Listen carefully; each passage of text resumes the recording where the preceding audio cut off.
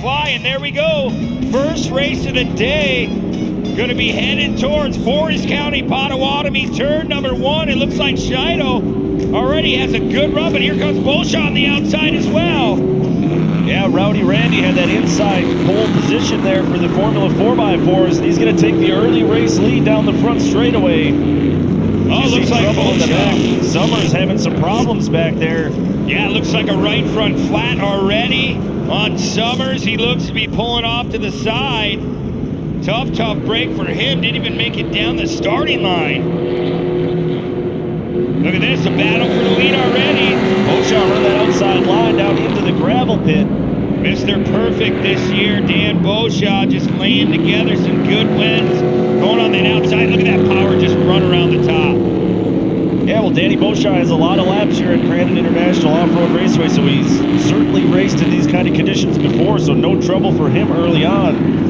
No troubles for Bolshaw as we see our classics now taking the green flag. The second race has already begun, and looks like Conitzer out front in that famous El Camino chain.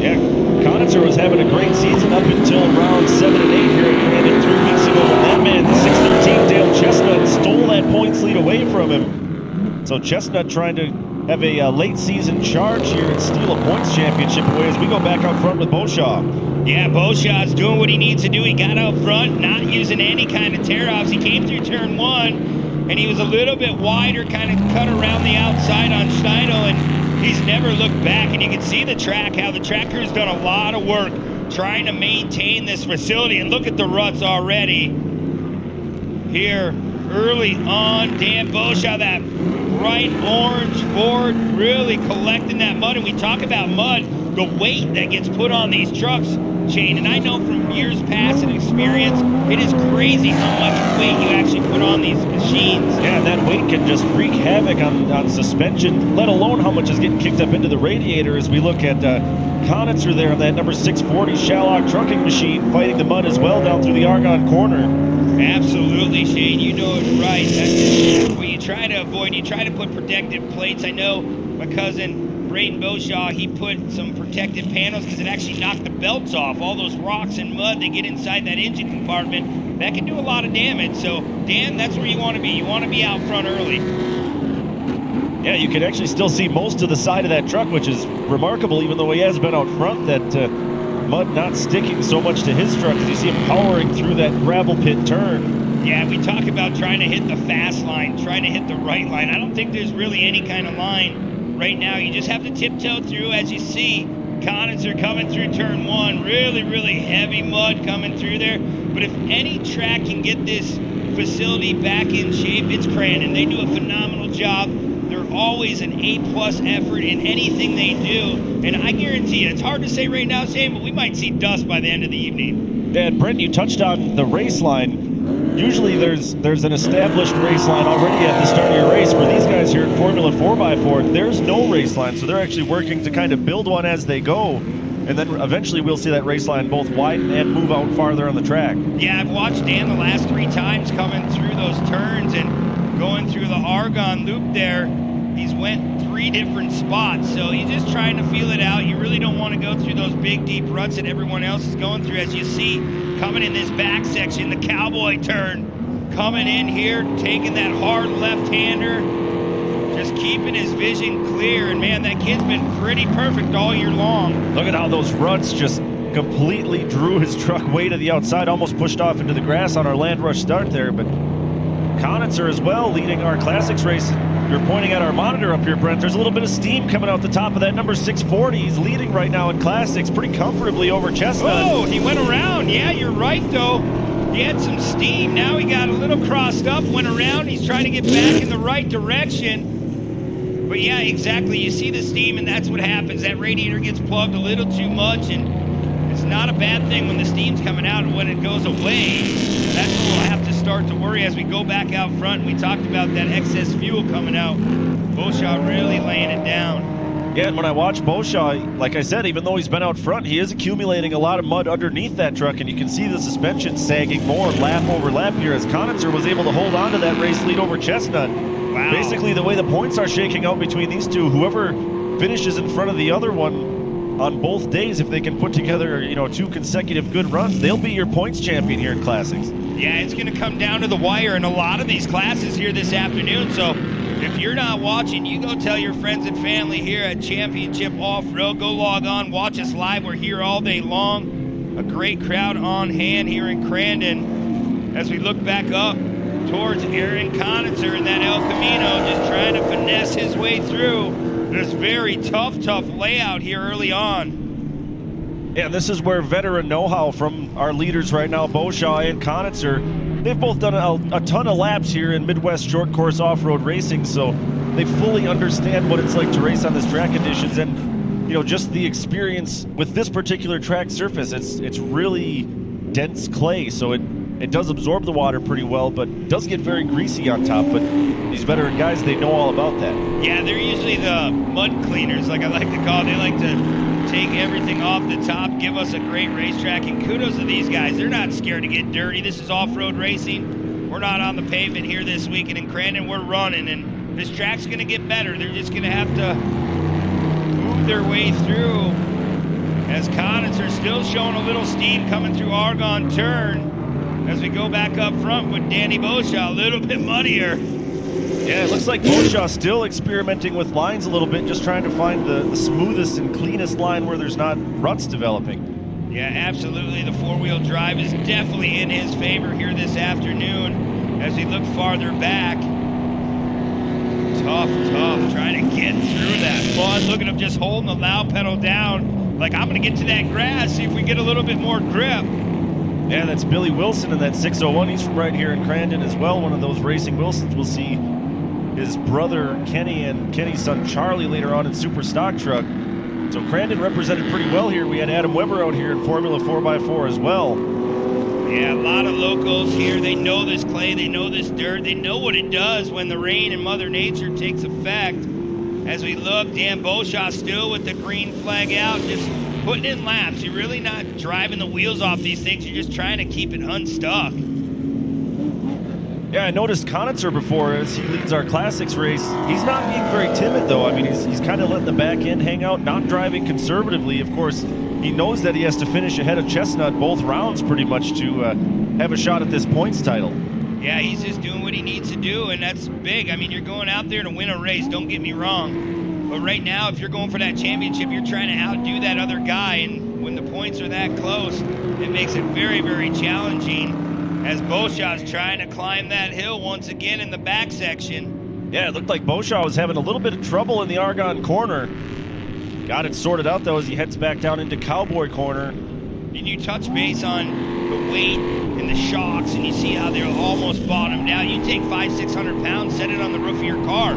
What's it going to do? It's going to collapse that suspension. So mud sticks to every creek and crevice on these cars. I mean, I remember back in the days, my brother and I running at Antigo, Wisconsin, that red clay and clean. It took us 4 or 5 days to get it clean. I've still got a pair of shoes somewhere in one of my closets at home that has Antigo clay stuck to it, so I know exactly what you're talking about. As Beauchamp running out front, and you watch him over these jumps, like you said, just pretty much full sag when he lands all the way down to the bump stops. Beauchamp coming through the barn turn up towards the Sweets here in Crandon. Yes, we have Sweets up to the right side on our screen. Back to the Classics now. That is Aaron Conitzer. That El Camino still out in front. So we're talking about the suspension having issues dealing with the extra weight. Is that something that you can account for in your setup? Can you make those changes to offset that without completely throwing your setup off? Well, I mean, you do the tires. Obviously, you want to probably run a heavy mud terrain tire here. You try to break through it as deep as possible. I don't know, some guys run narrow, some guys run it wider. But, I mean, yes, you can valve your shocks. You can adjust your spring, your ride height. You can only go so low. But at the same time, you know it's going to get pulled down. So there's a lot of different things that drivers like to do. I mean, I didn't really get a chance to talk to Dan much about setup, but he came in what he had last time. But I guarantee he didn't expect all this clay.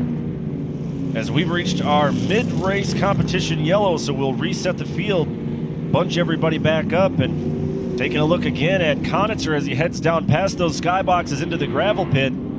I keep seeing that same steam out of Conitzer. Yeah, definitely. That steam is still showing, and there's Dan Boshaw, the 526, the Rally Inc. on board as well. Just doing what he needs to do here in 2020. He's former Super Stock Truck champion, as we said all season long, trying to win a Formula 4 championship, and he's been pretty perfect. But he said, hey, if he has a bad day and breaks, he could lose it just like that.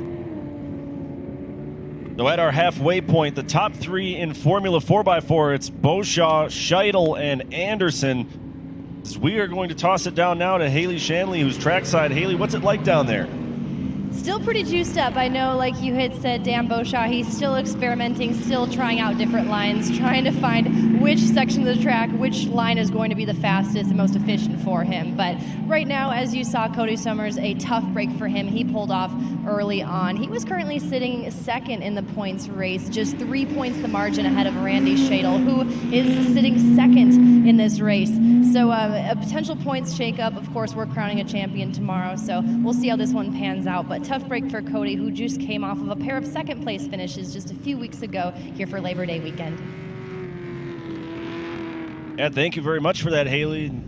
Like we've talked about already a few times, this is it. This is the end of these last two rounds of the Championship Off-Road Series here in 2020, and tough break for Summers, who was sitting second in points when he started the race, but that's going to hand over second place to Scheidel. Yeah, definitely. Scheidel will be in second. I mean, he had a good hole shot. He came in turn number one, but Dan Boshaw had one heck of a run on the outside. Came and took that lead over. So it'll be interesting to see here in this second half if Dan can just get the job done, and that's what he wants to do. We talk about him being calm, cool, and collected. I was actually talking to my aunt earlier. She actually thanked me. Thanks for saying that, because he really is. And I mean, I don't sit up here and lie or tell you a different kind of story. Like, the kid really comes in focused. He does his homework. He has a lot of great guys helping him, and that's what it takes. Coming from racing myself, you need to have a group. We always say there's no I in team, Shane, and we know that. Yeah, and especially racing on the Sportsman level, so family-oriented. It's not just the commitment by the driver or the owner, usually the same person in most cases, but it's the family that, you know, lets dad sneak away on countless weekends all summer maintaining the car and, you know, giving up other family vacations so they can come to races instead. So definitely a family commitment, not just a one-man show.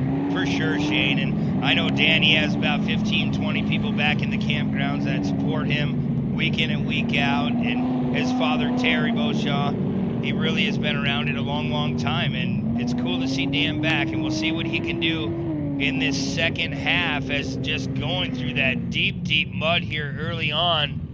See if these guys can brush a little bit more of the clay off here.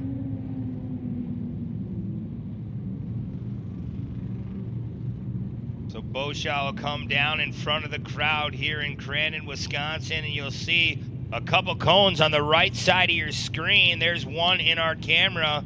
He can start at any point in between those. Wait for that green flag, and there it goes. Back underway, Shane.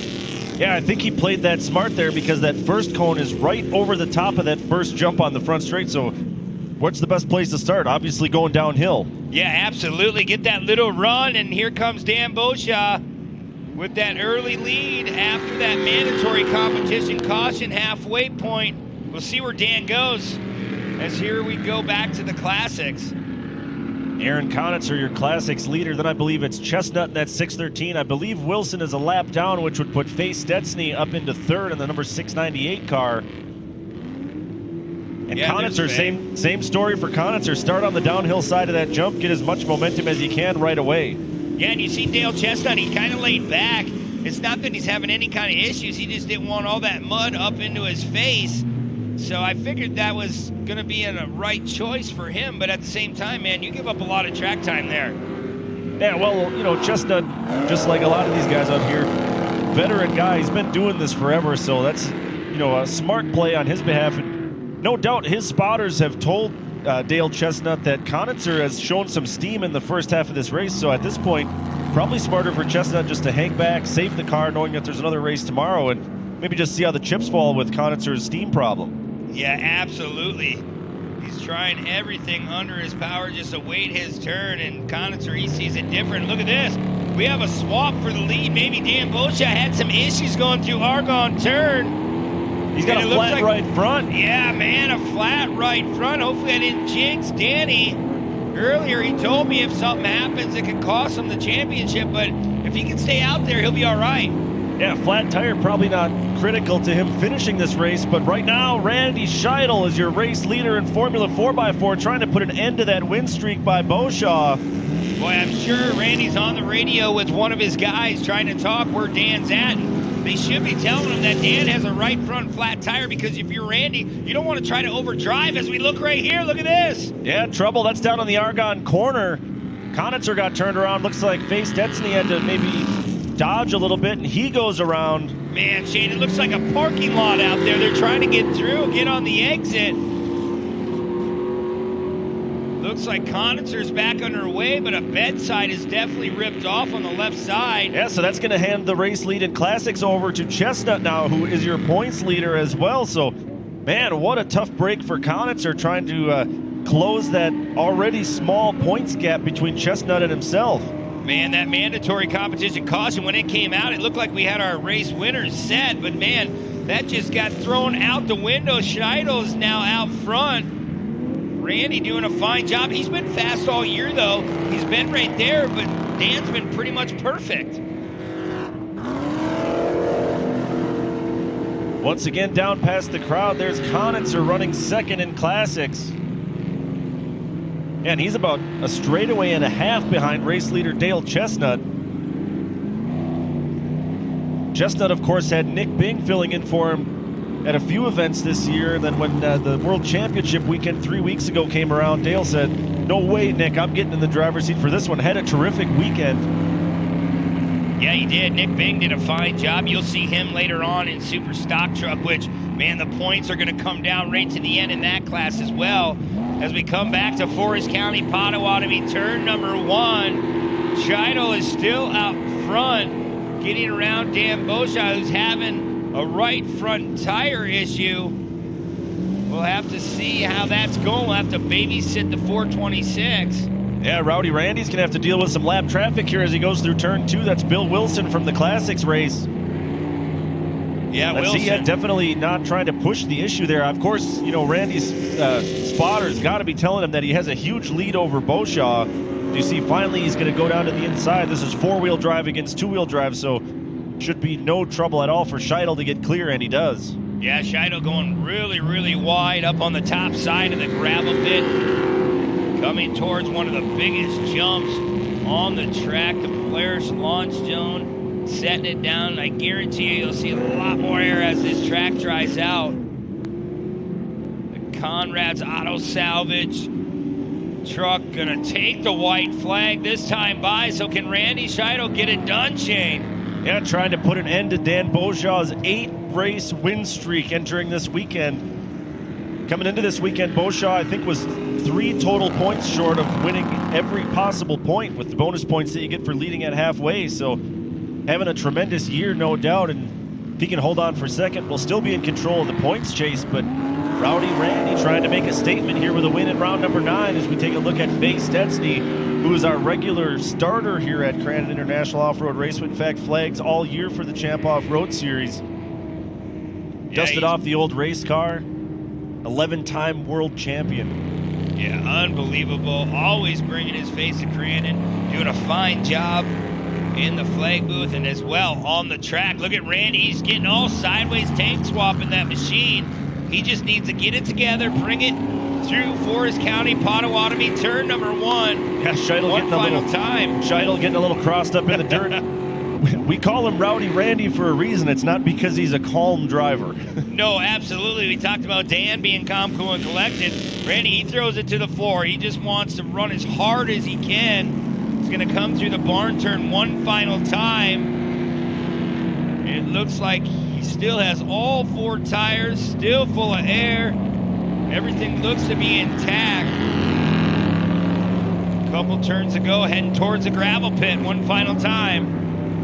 Look at that, just full send into the gravel pit.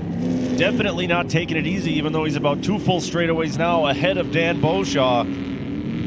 So he'll go up and over the Polaris jump one final time and into Calamity Corner. Yeah, looks like he's going to do it. Tiptoeing his way through. Come on, Randy, make it one final time. He's going to look right at the checkered flag. A big win, knocking Dan Boshaw off that win streak, as Dan is well behind because of a right front flat tire. It looked like Dan was going to do what he did all year long and run away and hide, but today it's been different. Yeah, a little bit of bad fortune, and I mean, still, if that's as bad as his luck gets this year, to have 8 wins and then unfortunately get a flat tire and finish second, my goodness, that's a pretty good year for Boshaw so far. Absolutely.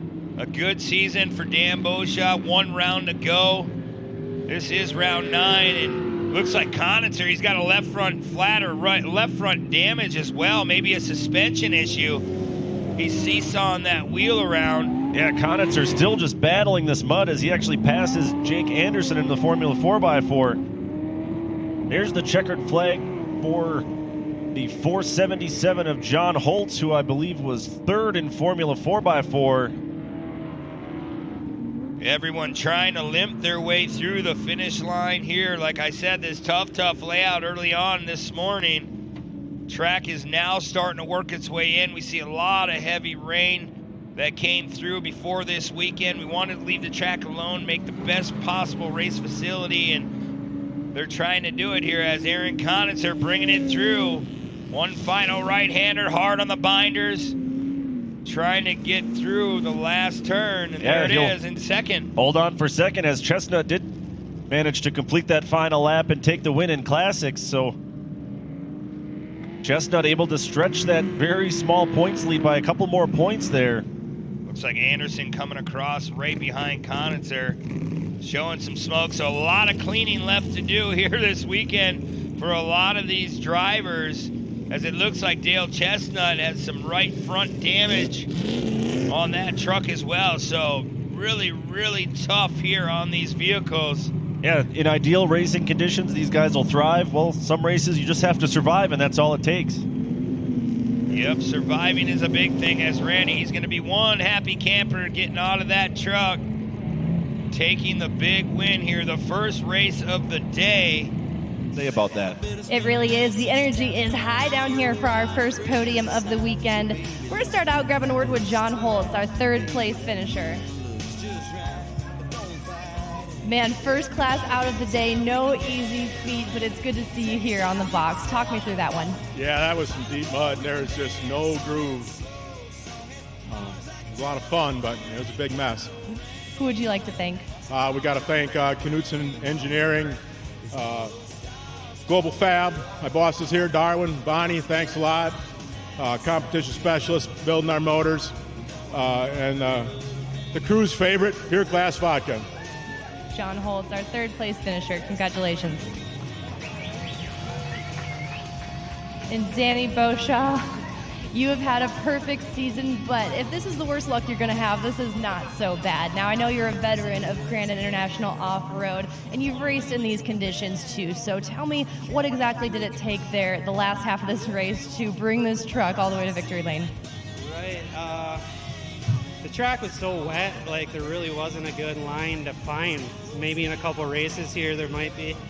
But apparently I had a flat tire, he just told me. I didn't know I had a flat tire, but that would be why I kept spinning out there. And my brakes didn't work halfway through. The transmission quit coming down the back straightaway. And then it came back. And then myself at that point was like dying, but Randy drove an awesome race. Just to be there behind me when I made that mistake, that's where he had to be. And yeah, I just was out there having fun and trying to find the quick way through. Congratulations. Thanks. This is Danny Boshaw, our 2nd place finisher. And your winner, Randy Scheidel. You kept the pressure on there and you were able to capitalize. And I know you've been so close all season. So how good does it feel? What are the emotions right now, this first win of the season? Feels awesome. I knew it was going to be a tough run out here with the rain. We redid a bunch of resetting on the truck. Well, that didn't help because of the mud, obviously. But we got it done. After restart, I just kept tight and was hoping he would just one little mistake to get around. Well, every corner's a mistake because all you do is push. So It went good. Finished. That's awesome. Didn't break, didn't roll, double plus. So we're good to go. Awesome. Hopefully tomorrow it dries up and we can hit it hard and see what the trucks are all about. Who would you like to thank for the win? I want to thank everybody for coming out here in the Mud Fest and enjoying it. Appreciate it. Woo! But that's the first start. The track's only going to get better the rest of the day, so hope you enjoy everything. And I'd like to thank Conrad's Auto Salvage, Ben Pesa for pushing us to keep us on the track, and motivation. That's number key right there. I've wanted to quit many times, but you know, keep going, you'll succeed. So thanks everybody for coming. Appreciate it. Enjoy your day. This is Conrad's Auto Salvage Formula 4x4 winner, Randy Scheidel. Take it away. We do Faye Stetsny, who is our official championship off-road flagman. You only come out for a few rounds this year to race Crandon, and it's been so good to see you race. Another podium for you here at Crandon. How about that? Yeah, old Grandma's car brought me back on the podium again. Thanks for Austin Smith is helping me out today, doing the halfway flagging for me so I could race. Otherwise I wouldn't be able to. I wouldn't have had to stay up there. But we had a good race. It's just the track is so muddy. It's been a long time since I've seen it this bad. It's pretty. I didn't think it was going to be like this, but we tried. Who would you like to thank? I'd like to thank my sponsors, but I don't have any. So I guess I could thank Jeff's for spotting for me, and Rick for helping me get belted in, and Double D Services for sponsoring our class. Congratulations on the podium. This is Faye Stetsny. I know he's got to head back to the flag stand. And Aaron Conitzer. It looked like out there you had a left front damage or even front end damage there. How did you manage to push this truck all the way to the podium? I don't think we had any front damage. I spun out and backed into Faye, so I had a little rear damage, but mostly just cosmetic. Who would you like to thank for the podium? I got to thank Grave Transport, Schwitty Farms, John Barkey Real Estate, my family and crew. We had to do a few last minute adjustments and stuff here for the mud, but we got through her. And he's been so consistent this year. Congratulations, Aaron Conitzer, our second place finisher. Thanks. And your winner, Dale Chestnut.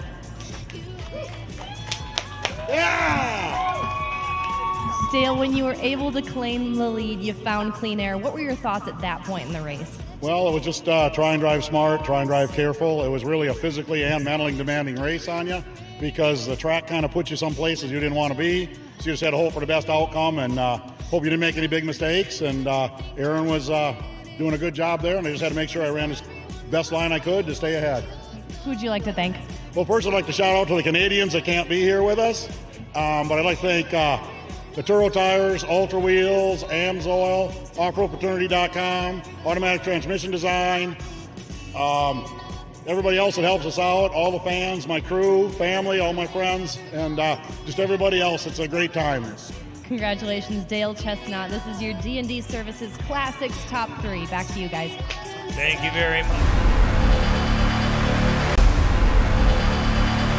Line. So if you're starting up front like Visser and them, you have that advantage. You really can just stay out front, keep clear of the mud, and you have to be perfect, though. You get out of that race line, it could be over. Yeah, there's our green flag for the Muskego Crane Service short course karts. Looks like Connor Lacoste got a great jump off that start. He's going to stretch his lead early over Visser and the rest of the field. They head past turn number 2 up toward the skyboxes. Lacoste, Visser, Lawrence, Vandevort, and Wanda Siga, your early top 5 as they head down the hill towards the gravel pit. Yeah, already look at that gap. Our leader is trying to run away and hide, and you can see the track starting to pack in. Now we'll get a bunch of cars on it. You get later on today, we'll have our light buggy, single buggy. We see 30-plus cars, and that'll really help this track develop as Race Visser, speaking of getting out of that line, he got out of that line and cost him some spots as well. Yeah, and Lacoste went around. He was the race leader as they went down into the gravel pit. He's going to go all the way to the tail end of the field, so tough break for Connor Lacoste. Midwest Truck Driving School Ford is off the side of the track. We'll see. They're all in single file trying to climb that hill by the players' launch zone. Trying to get a run already. Look at that. Looks like Aiden Wanasiga now going to move into the second place spot. Going to try to wiggle his way up to that lead. Yeah, we've seen Wanasiga run up front a couple different times this year, but just had some tough luck in a few different races and really had a roller coaster of a season. So good to see him mixing it up in the top 3 as he's battling Visser right now as they go under the finish line. Yeah, definitely Aiden Wanasiga. He really didn't have a good year. He's trying to put together a good finish here to end the season. See him swaying back and forth on that steering wheel, trying to stay out of that slimy, muddy dirt here in Crandon as our lead is starting to open up now. Yeah, that's the number 28 of Ava Lawrence. She came into this weekend second in points.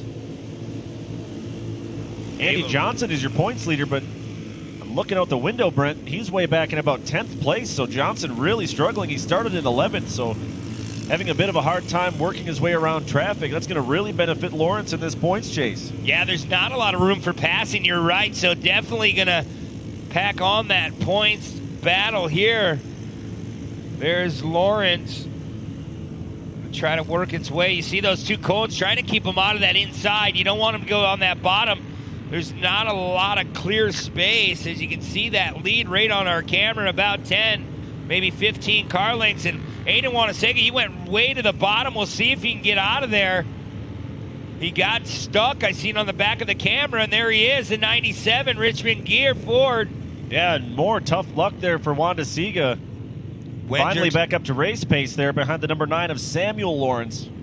Wendrix Truss also on board, some local companies. The kid doing a fine job. So we go back up to Ava in that 28, trying to dodge all those mud puddles here early on. Like we talked, there's not a lot of horsepower in these cars, so you really have to pick your lines perfect, and you have to keep remembering lap after lap. You know, where am I faster? Just trying to stay out of that sloppy soil. Yeah, how about this, Brent? Our top 6 cars right now are driven by second or more generation drivers. Every driver in the top 6 right now has a parent that has raced, if not a grandparent. That is so cool to just see that move on, the legacy of these drivers. It definitely helps to have those kind of coaches back in your pit, too, that have turned laps here at Crandon International Off-Road Raceway and know how to deal with these conditions. Absolutely. You can coach your kid or your nephew, your niece, whoever you put in one of these trucks. You can help them around this beautiful facility. I promise you it will get better as the day goes on. Back up front, Ava Lawrence, she came in 22 points behind Andy Johnson, so she is doing everything that she has control over right now by leading this race. And like we said, Johnson well back in the field, struggling to get around some of these other cars as we had some trouble there trying to make out who that was. Might have been the 98 of Gavin Plummer having some issues down there in the gravel pit. Another one of our newcomers to the short course carts this weekend. Here comes Ava Lawrence through once again, still out front. There's Van Zyl trying to get around Aiden Wanasiga in that 97 ride. Still working their way through. Like I said, not an easy track to negotiate here early on. In rounds number 9, not the track they wanted to see, but man, this is off-road racing. We put down laps no matter what. There's Hunter Van Zyl again. Going to try to work around Aiden Wanasiga. We'll go back to the 44 HBI ride. Yeah, that's Colin Peidel. Yeah, Peidel doing a good job. Yeah, good strong run for Colin Peidel up there in second place. Got his cousin Ella Holcher right behind him in third, as that number 98 is a lap down right now. Look at Peidel trying to go around slower traffic. You better stay out of there and wait for your opportunity, because that's where it gets really deep there going into the barn turn. How about this battle of the two cousins? Ella Holcher looked to the outside of Peidel. almost side by side just for a moment, but just not quite enough room to make a move there. Fortunately for these short course karts, the Formula 4x4s and Classics wore in a little bit more than one good race line, but these are much smaller cars, so there's enough room for them to go side by side. Yeah, absolutely. There's a little bit more room. As look at this, trying to crisscross. Yeah, Colin Peitel's got to be careful. He's being a little bit aggressive, looking for a line around that lap car of Plummer. Yeah, Plummer trying to get out of the way when they get to the back of him, but he's just trying to stay out of that mud as well. So he's not trying to block the leaders. He's just trying to keep his car moving forward as we're a couple laps in out of 6 laps here in round number 9. Some more slower traffic. We'll see. Lawrence is well out front. Peitel in second. Holger in third. And now we have another car slowing down. That's Mia. Yeah, Quentin Mia making his first ever start here in short course karts. Splitting that seat now with his brother Xavier. As we look back out front with Lawrence, Brent, like I said, she's 22 points down coming into this race. But I was checking my notes a minute ago, and if she can win both rounds and the 13 of Andy Johnson finishes 6th or worse both rounds, that would turn the points championship over to Lawrence. So as it's shaking out right now, Johnson is outside of the top 6, so everything going Ava Lawrence's way right now. She's got a long way to go here to win this championship, but in prime position right now to cut that points lead in half. Yeah, definitely every point counts here at Crandon International Off-Road Raceway, especially here at Champ Off-Road. The weekend is going to wind down very, very quickly, so you pick as many points off as possible. Still out front, Lawrence, then it's Peitel, Holger, Visser. There goes Peitel making his move on Gavin Plummer, who's a lap down. Plummer had some issues early on there in the gravel pit. You can see the track crews did put some cones out there to kind of help guide these kids around. Yeah, they didn't want to see them go tight into that gravel pit. They'd have been stuck, all of them. So we want to see some great racing as we see Peitel now working his way up through, opening up that gap over Holcher.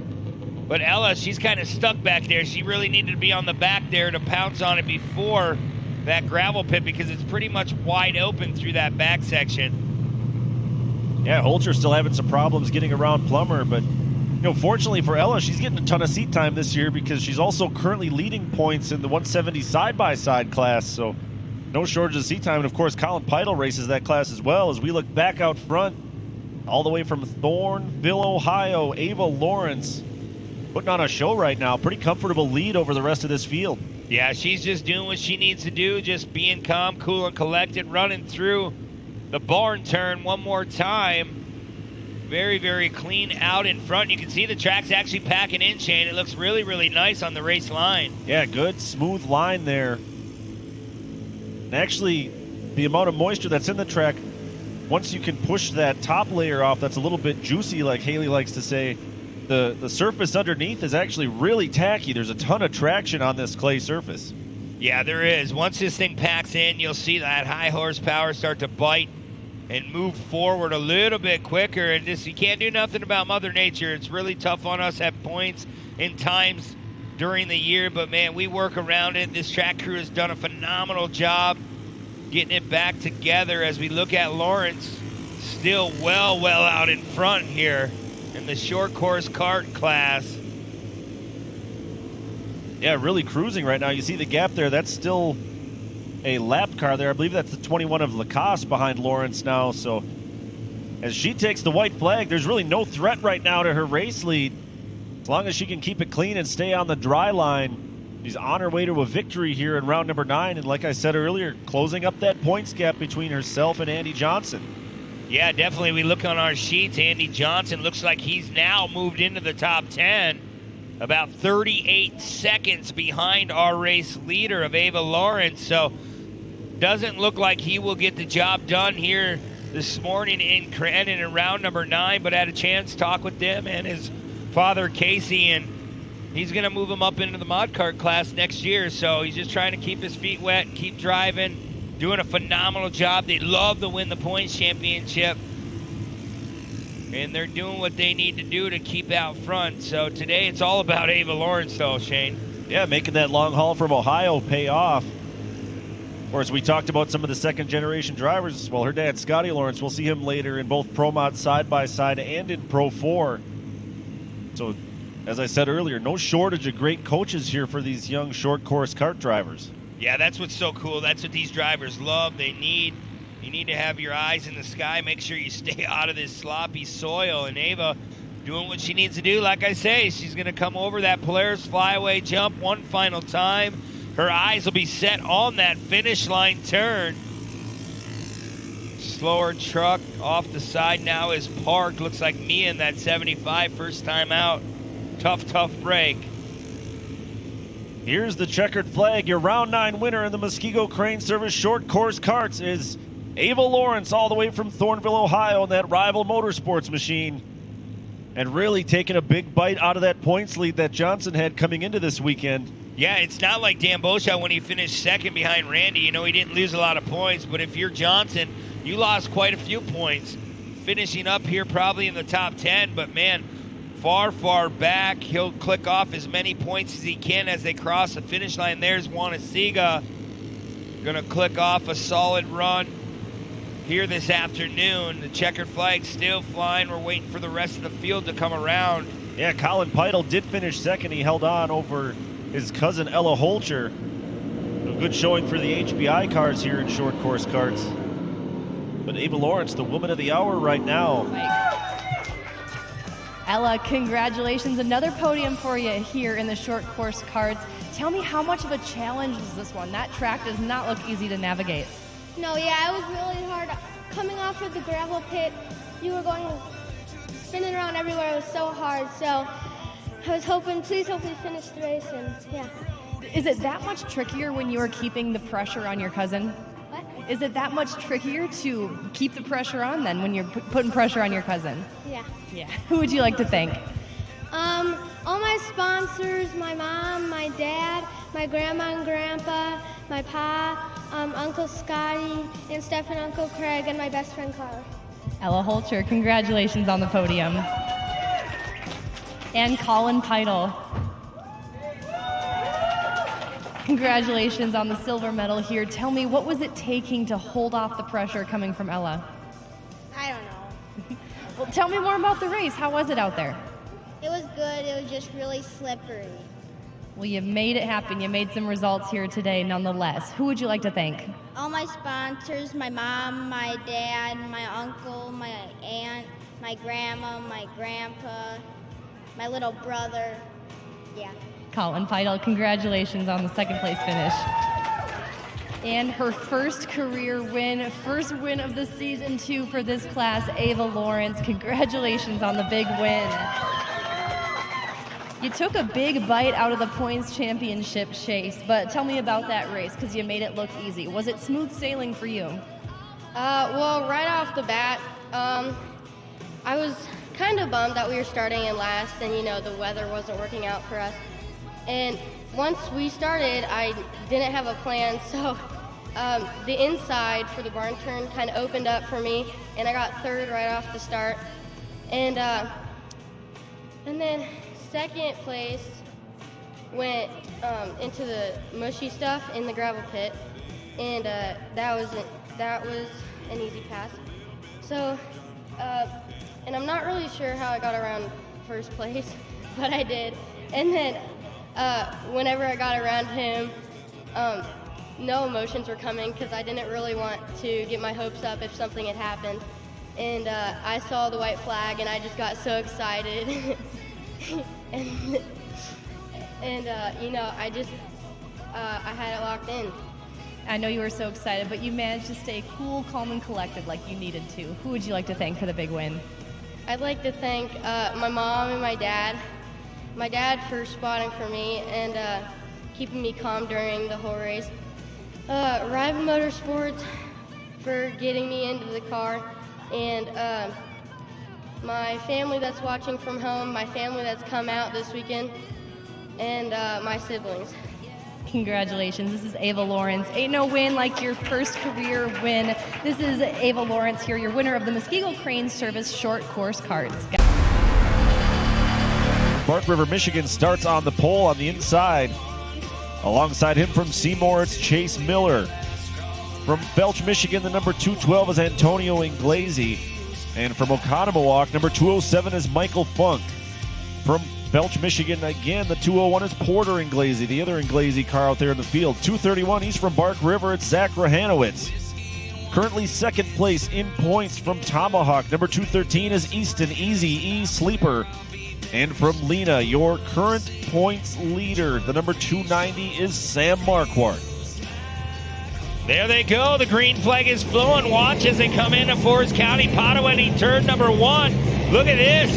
Easton Sleeper definitely not sleeping on the start, taking the whole shot. Yeah, great jump there by Sleeper, and unfortunately for Marquardt, he got pushed out into the soft stuff, and he's all the way back in 7th place. You see Johnson settled in for 2nd, and one of the Inglesis running there in 3rd. Yeah, Inglesi's doing a good job already up to 3rd spot, but I'll tell you, Sleeper definitely was paying attention on that start. Then he blew everyone out of the water. Yeah, he's already got about a 7 or 8 truck length lead over Johnson as they head down into the gravel pit. You can see these guys hanging the back end out a little bit, driving with the rear end. Yeah, trying to stay in that race line as we watch as the short course cars just got off the track. It's starting to dry out a little bit more as we get more cars on it. Here we go already. Yeah, pass for 2nd there as Inglesi, the 212. Antonio Inglesi put the move on Johnson. That's a little bit of Bark River against Felch action going on there. Absolutely. Here we go. Already Sleeper just doing what he needs to do out front. There's a 212 of Inglesi coming by what will be our barn turn throughout the weekend. You'll see some big jump action going off. You have to rotate in the air to carry your speed through. It's very, very technical, as you see, as we get another cool shot like we've seen all year long from our drone coverage. Saw Marquardt trying to work his way up around the couple of cars in the middle of the field. He's on the charge right now, and up front we've got a race for the lead between Inglesi and that 212 and the 213 of Sleeper. Bumper to bumper as they head up and over the Polaris jump and down toward Calamity Corner. Yeah, Inglesi's trying to work the outside, inside. Remember, the line is not that wide as he's going to go in that loamy, soupy stuff. Yeah, it's almost building kind of a cushion out there that Inglesi used to his advantage. Not able to really threaten Sleeper there, though. Back out onto the front straight they come. About 3 car lengths now separating our battle for the race lead.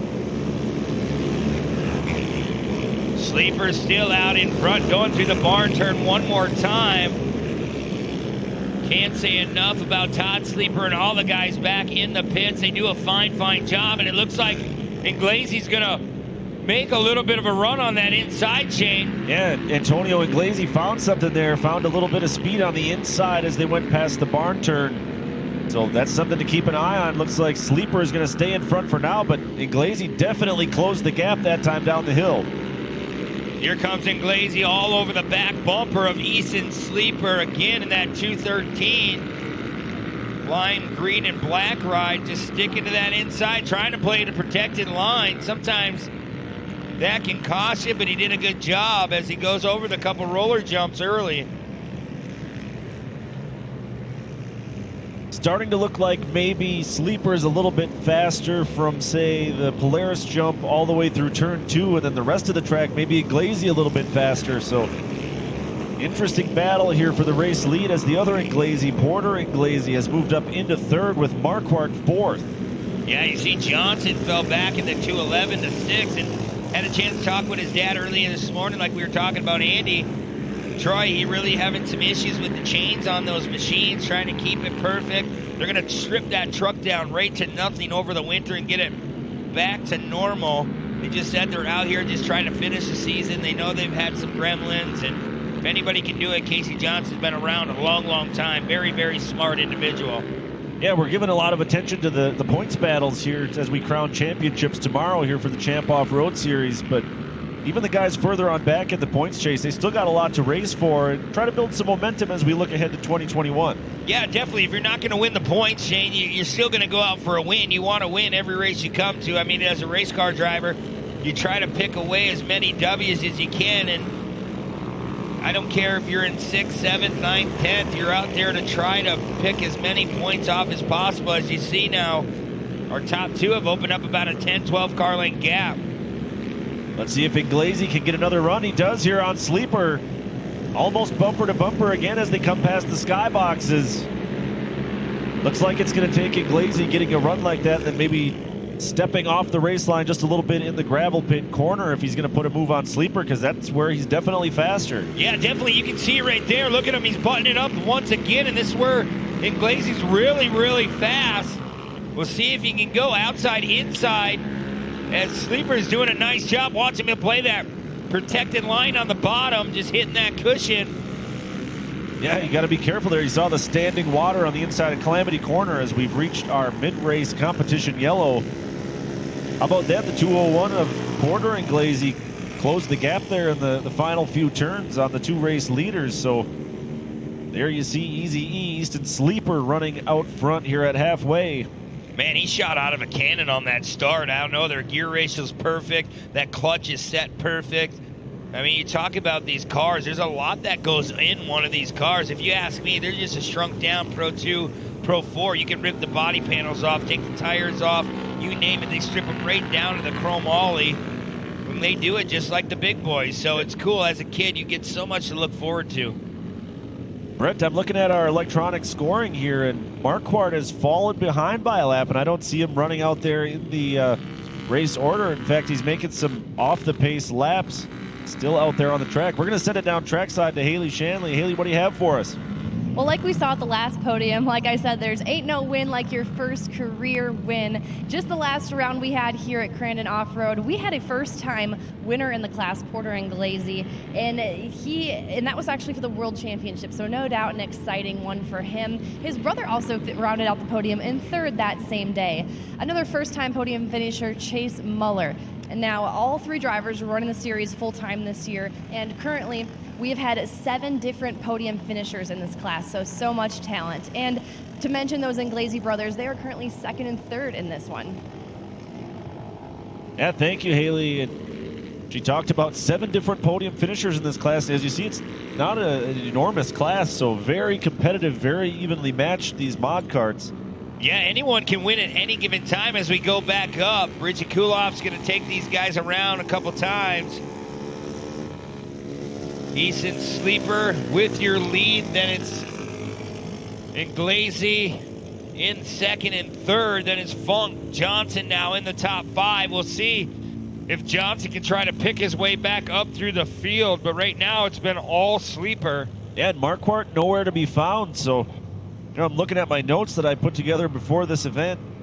Marquardt needed to finish 6th or better in each round to secure that points championship after round number 10, and he's not in the top 6 right now. So Easton Sleeper, who's 2nd in points, as we see Marquardt still just trying to keep up and rejoin the field here, making some laps, trying to get any single point he can. So absolutely, here we go, Shane. We're back to green flag racing. Can Inglesi take over that top spot, or can Easton Sleeper hold on? Halfway point has just gone by, so we'll see how this one shakes out. Bumper to bumper battling as they head down into that gravel pit turn. Boy, Inglesi's wishing this track was dried out a little bit wider. You seen him trying to sneak out. Now he's going to go back to the bottom, trying to move Sleeper out of the line. Can't do it. This is where he shows a lot of speed, though, Shane. Yeah, again, stepping out of line just a little bit. And you're pointing at Mike Funk in that 4th place spot. He's sticking with these guys as well, so. Yeah, Funk's not going away. Here we go, back into the finish line turn. Inglesi going to the bottom. No room. He had to get hard on the binders again. Yeah, a little Inglesi on Inglesi contact there. Antonio in 2nd right now. He's got to be careful because Porter is right on his bumper as well, so if he steps a little bit too far out of line trying to get around Sleeper, he's going to get passed by his brother. Absolutely. He has to really babysit that 2nd and 3rd place spot. I mean, he wants to hold on to 2nd, but that's how quick things can change. If you're Easton Sleeper right now, you're hoping those guys do battle. He can just check out and win this thing.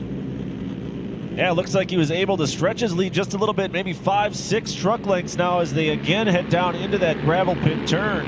And already you can see the speeds are starting to pick up, Shane. These mod carts are starting to hook up and go a lot faster. We see pretty much a one-line run going into the gravel pit, and then you exit. Still pretty single file as you see Marquardt off the side of our screen getting towed. So definitely a tough break for him, especially in the points. Yeah, again, very fortuitous turn of events there for Sleeper, who leads this race. 3 laps to go this time. Antonio Inglesi still giving chase there in second. Sleeper just watching his lines. I love watching these kids. And Stephanie Pidle, she was saying in the interview that how it's so cool to watch these kids progress. Watch them learn what it is. Hey, the top 3, that's our winners. Everyone on back, hey, not everyone gets a ribbon every day, so you have to have your A game on. You have to fight forward as you see a little cross-up action going on in third there. Inglesi. Yeah, that's Porter Inglesi in that number 201, and he's fallen well back of our top 2. So again, just a 2-horse race here for this race lead. Man, I'm thinking ahead into the 1600 light buggy coming up. It is going to be a tough track. Hopefully they got their tires on right, the right tire grooving to be exact, because, man, this track is still pretty sloppy as we see a 1 race line track here this afternoon. As Inglesi now trying to reel in Sleeper again, a lot of time remaining. Again, closing that gap between Sleeper and himself. As they take the cutoff corner onto the front straight around the old Parsons Pond. I know a few of our loyal fans joining us here this weekend or watching online that'll remember Parsons Pond and know exactly what I'm talking about, the old pond in the middle of the racetrack. Long since been filled in.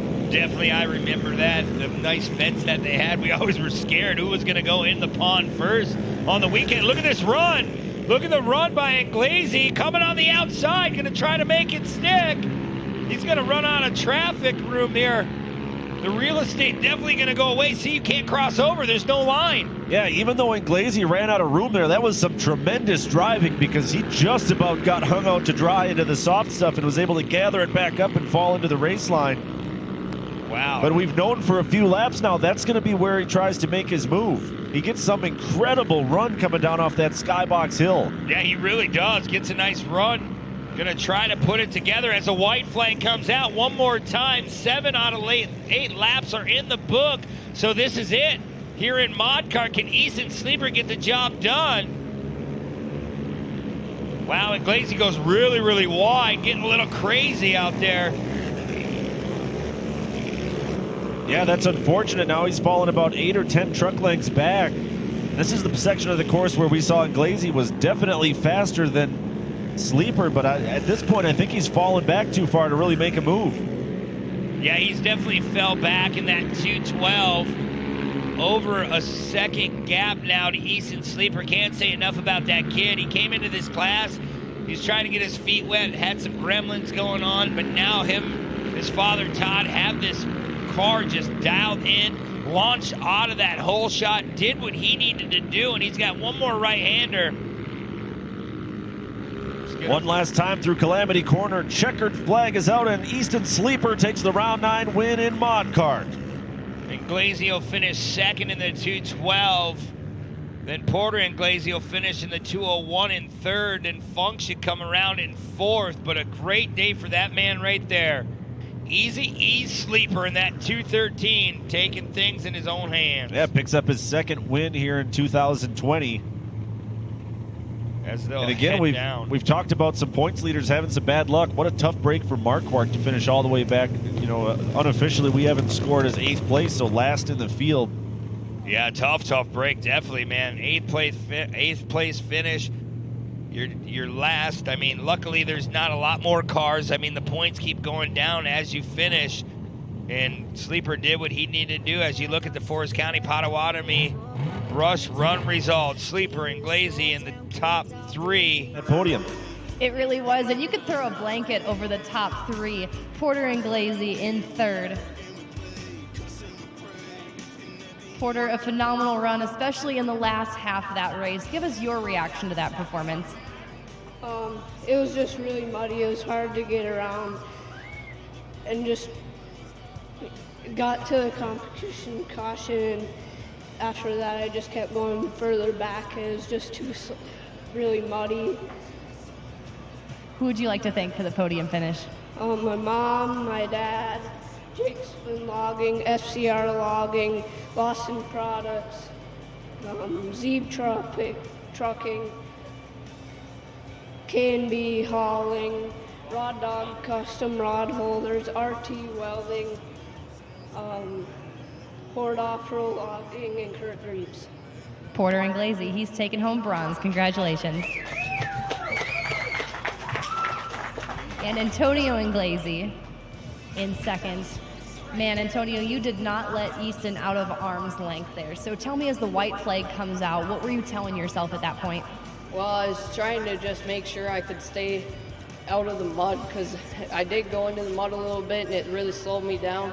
My dad was really helping keeping me calm, and I thought I could have something for him, but I just couldn't pass him clean enough. Maybe just a few more laps, I'm sure you were hoping for. Who would you like to thank? My mom, my dad, FCR, Jacobson Logging, K&B Hauling and Excavating, Rod Dog, Rod Holders, RT Welding Supply,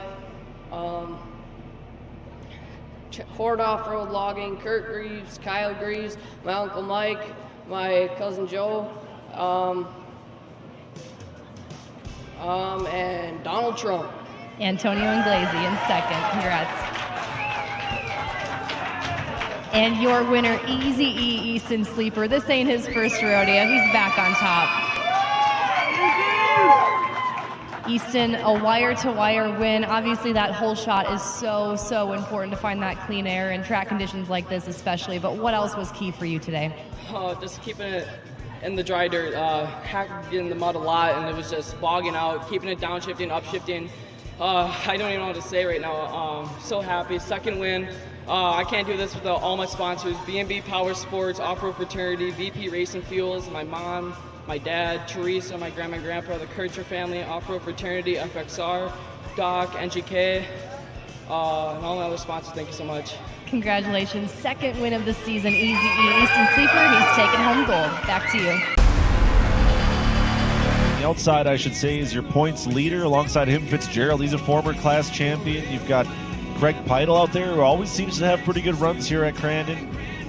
The Trelstad cars, both of those guys have shown some speed here in the second half of this year, so really anybody's game. Then you got some up-and-comers, so to speak. You got the Alcox brothers out there, Bo Ambos out there, still working on developing that new car. You've also got Tony Keepers back in the field for this weekend. And real quick, want to say happy birthday, Tony. It's his birthday today. He's 35 years old. So wow, absolutely. What a great day to be back on your birthday. And man, can't say enough about Keepers. It seemed like in 2018-19, that's all I talked about in the single buggy class. Very, very quick.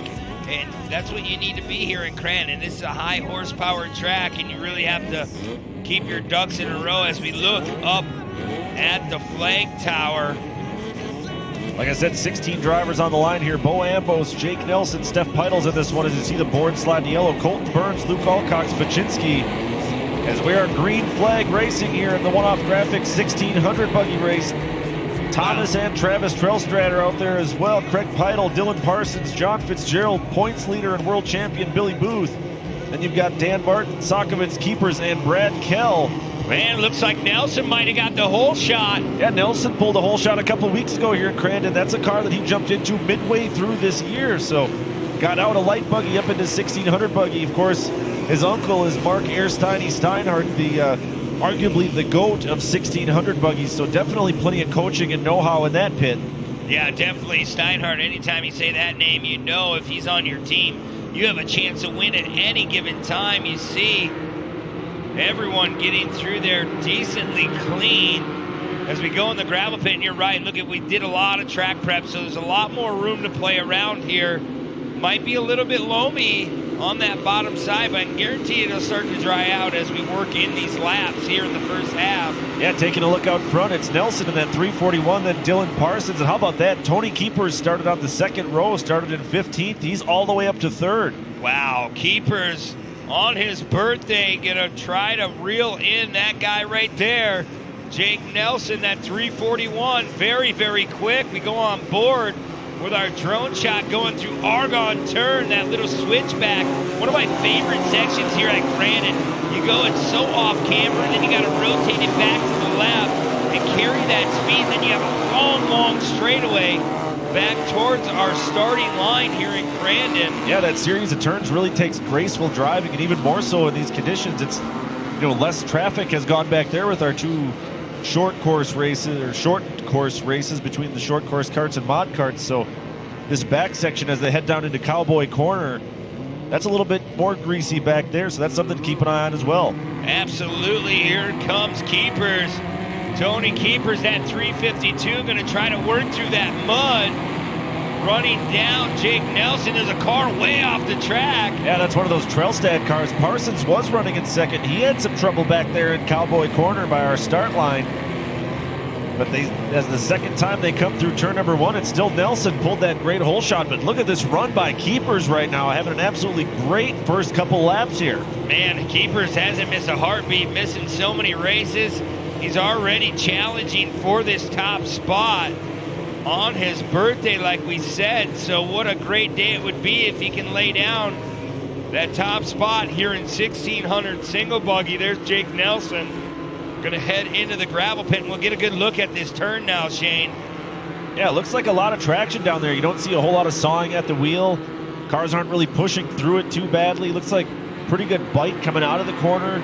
Cars getting up to speed quickly. So again, the Wizards behind the scenes here at Crandon International doing an absolutely fantastic job managing the moisture in this track right now. Yeah, a lot of people complained, and you heard it back in the pits, like, why aren't we practicing? Why aren't we qualifying? But at the same time, Crandon knows how to do things. They know how to keep the track perfect. You get on it too early or after a rainstorm, you could destroy the whole track, and it'd take them the whole weekend to get it back. So if you don't understand really how things work, building and prepping, you just got to kind of sit back and just take what you have and try to work with it. As we look back up front, that's Jake Nelson going a little bit wide. Keepers trying to plug away at that lead.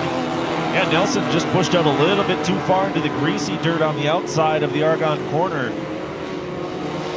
There's your race for the lead, headed back down that long, long back straightaway. Most of our classes, that'll be the highest speed section of this race course. Man, you can see, look at Jake Nelson, how clean the front of that car is in the 341.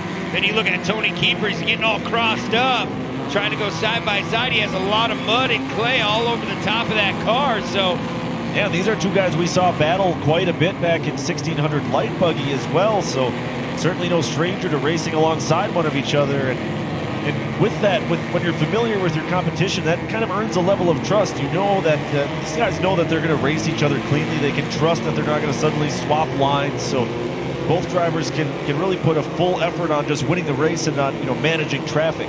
Absolutely, and you're right. They're very, very competitive, but they have a lot of respect for one another. As you look at Keepers, been out of the game for a little bit, but he's trying to work his way back up to the front. Nelson just holding on to that lead, just doing a fine job running through wherever he can find in that gravel pit. Haven't seen a whole lot from either of our top two in points. Billy Booth is your points leader here in 1600 with John Fitzgerald trailing. Neither of those guys very close to the front right now. No, it looks like Fitzgerald in that 312 running in 7th place. So a little bit of work left to do if Johnny Fitzgerald wants to move up front. We talk about this mud. We can't say enough about Mud Muncher and these tear-offs. I was standing by the garbage can actually with Johnny Fitzgerald, and he's throwing away all his old roll-offs, and he's like, it's so nice. You just touch a button, it goes beep, beep, cleans it. And he's like, that's less you have to worry about. You keep the hands on the wheel as long as possible. Yeah, that's one thing we didn't bring up earlier when talking about these conditions is visibility is obviously super important, and everyone, every driver has that horror story of, I accidentally pulled a tear-off and they all flew off, or I ran out of tear-offs on the second lap and then I was battling for position. You hear guys taking their gloves off, trying to use the inside of their glove to wipe a visor, or using the sleeves of their racing suit, any little bit of dry fabric they can find to keep that shield clean. Yeah, absolutely. And sometimes you rip off too many at one time and you have to do anything you can, like you were saying. Use your sleeve. Some guys put a towel underneath their leg, especially in conditions like this. Here comes Mashinsky in that 324, running about 6 seconds off our race lead. Yeah, Baczynski comes out of Indiana. He's another veteran guy. He's been around 1600 a long time, so again, you talk about that seat time, and especially seat time in these conditions. You have to understand how to manage it. It's not something you can really just hear about and figure it out. You have to have done it before. Yeah, and a lot of guys know Dan Vandenhoevel. Dan Vandenhoevel Sr., he's one for the mud. Back in the day, he was the one to watch because he knew how to be calm. He knew how to chill out and wait for his time. And sometimes, we say it a lot, slower is faster in these conditions. Yeah, another guy I think of, especially when it comes to mud races and buggies, is Craig Rabe. It seemed like the worse the track looked, the better Craig Rabe always did. He just had the right driving style. He was able to account for all those difficult conditions. Well, tell you what, that Metz Plumbing car of Nelson, he's accounted for these conditions really well because he's stretching his lead back a little bit now on Tony Keepers. Yeah, he's opened up the gap. The track's starting to dry out nicely on the race section here. Getting that race line really, really prepped for the later races on here this afternoon as Nelson going by. Argonne turn heading towards the starting line here in Crandon. And there's Keepers about 9-10 car lengths behind now. So we'll have to keep an eye on that lead as we're going to come close to that mandatory competition caution this next time by.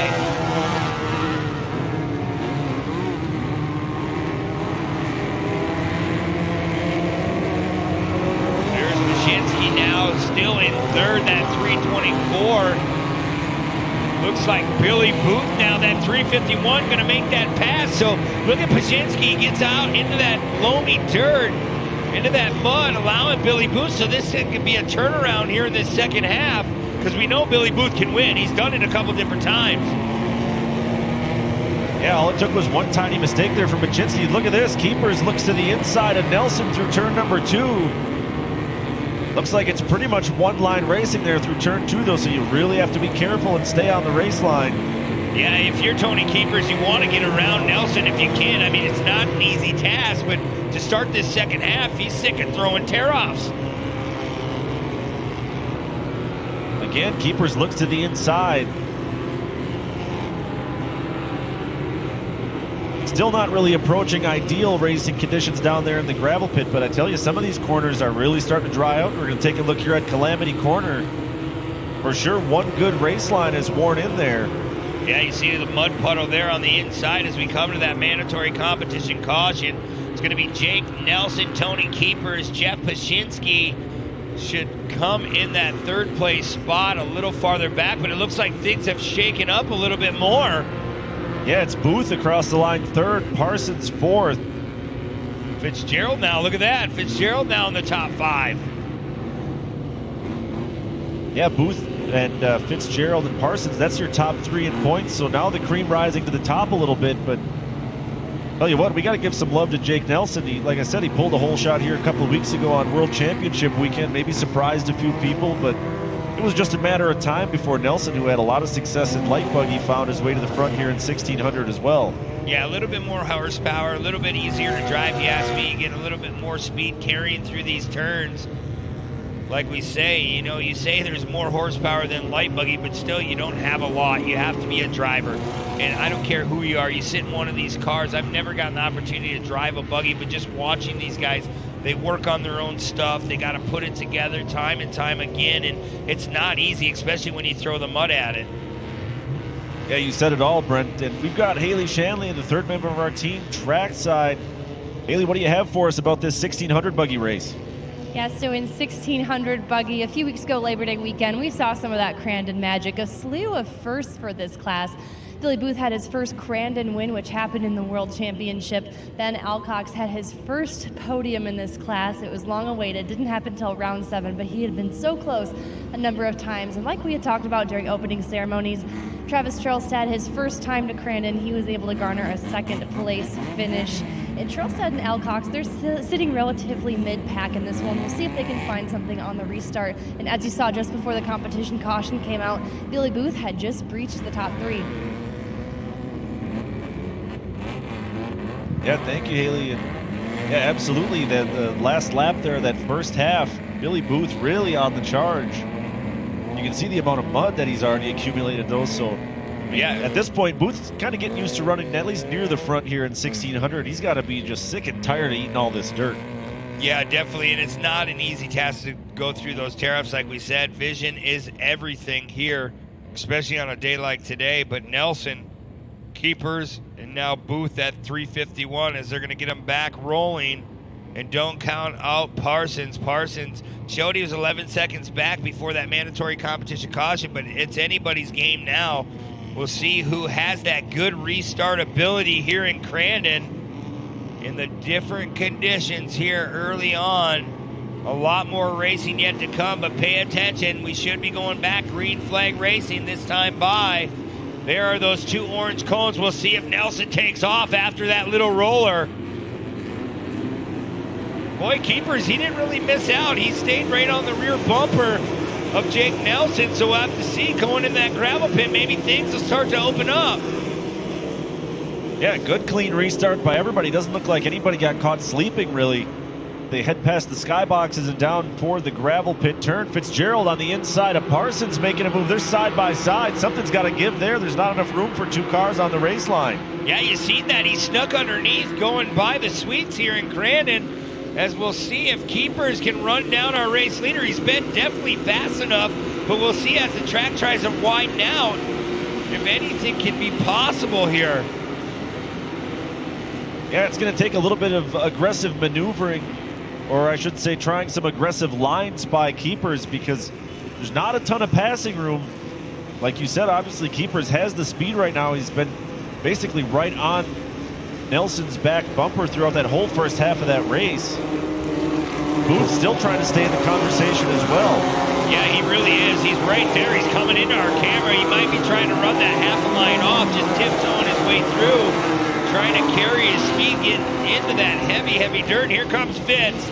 Johnny Fitzgerald has that roll-off system like we said, so he's just pressing a button in there. He's not rotating his arms across his face shield. He's just trying to keep that vision clear. As look at these 5 cars all in lockstep. Anybody's gain here so far in this second half. Mashinsky throwing a lot of smoke out. Here goes keepers trying to go alongside Nelson, setting up for outside of turn number 1. Almost wheel to wheel as they head for Forest County Potawatomi. Turn number 1, Nelson's on the inside. Here comes keepers a long way around. He's going to do it, Shane. He makes that pass stick. You have a new race leader, Crandon. Tony Keepers on his birthday laying it down. Now Nelson's got a back bumper just full of Billy Booth, so battle for second and third. Definitely a long way to go in that one as well. Unreal run right now for keepers. Started on the second row outside the points inversion. First time out this year in 1600, and he's found his way all the way to the front. Yeah, he didn't miss a heartbeat. Like I said earlier, he's very, very quick. He's won a lot of races. So dominant back in 2019 and 18. Mark Steinhardt's old ride in single buggy, making it still happen, just glazing that little mud hole. He was going through it earlier a little bit with that right front. Now he found the perfect line, and he's definitely trying to check out now. Got to be such a sigh of relief for keepers, too, that he can finally stop worrying about managing visibility. He can just, you know, I don't want to say relax, but settle in a little bit as, hey, our battle for second still heating up even more. Yeah, Billy Booth going to try to look to the inside as we look at our race leader. Still up front, keepers. It looked like Booth got a little wide. Might cost him a spot here on exit. Here comes John Fitzgerald. Yeah, Fitz has a great run going down the backstretch, headed for Cowboy Corner. They're almost bumper to bumper. That's your battle for third. Parsons trying to get his nose in there as well. Fitz trying to outbreak Billy Booth. Billy Booth holding on to that spot, just missing his right rear tire. Look at that group of guys. You think about successful drivers from 1600 buggy over the last couple of years. What a great group of guys we've got in this top 5. Some of the best younger representatives of sportsman racing are putting it on display right now. Yeah, absolutely. And look at that. We're seeing a little bit of dust. I told you this track will start to work in.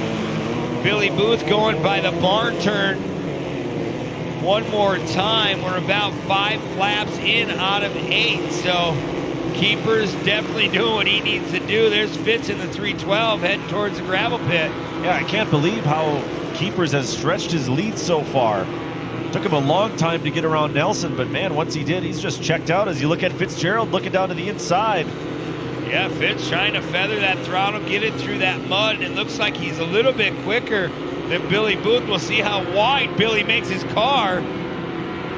But these guys have a lot of respect for one another. They've been in a lot of different classes growing up, so they know how to maintain a lead. Oh, look at this. Parsons trying to go inside of Fitz. Oh, they're hooked up a little bit, Brent. Still hooked up. And I got a glimpse of our flag man. The white flag is out that time by, so 1 to go. Look at that. The wheel foam out of Dylan Parsons' left rear wheel is stuck over on the Nerf bar of John Fitzgerald car. That tells you how tangled up they really were. Good driving by both of those guys to get it figured out quickly enough that one of them didn't end up spun the wrong way around. There's Jake Nelson still in second. Nowhere to be found is Tony Keepers. He's well out front. He's checked out on this field. 4.5 second lead to be exact. With a couple turns to go for Keepers, it's Nelson Booth in third. And there's John Fitzgerald about 6 seconds back from that man. Tony Keepers coming back to Forest County, Potawatomi, turn number 1 on his birthday. Can he get the job done? Been out of the sport for a little while. He's showing these guys, man, hey, I still know how to put it together. Yeah, took the rest of this year off, decided to come out and play here in rounds 9 and 10. And I got to think for the rest of the field that's watching Tony Keepers pull away, they're like, my goodness, we're going to have to deal with you next year too, along with the rest of this really competitive group of guys. Yeah, absolutely. He will be one to watch in that 352 Argonne lumber car. Very, very quick here. One more turn to go after this straightaway. Going to go over the players' flyaway jump. Later on, you'll see trucks jumping 100+ feet. As you see him coming in, one final time, Shane. Here he is.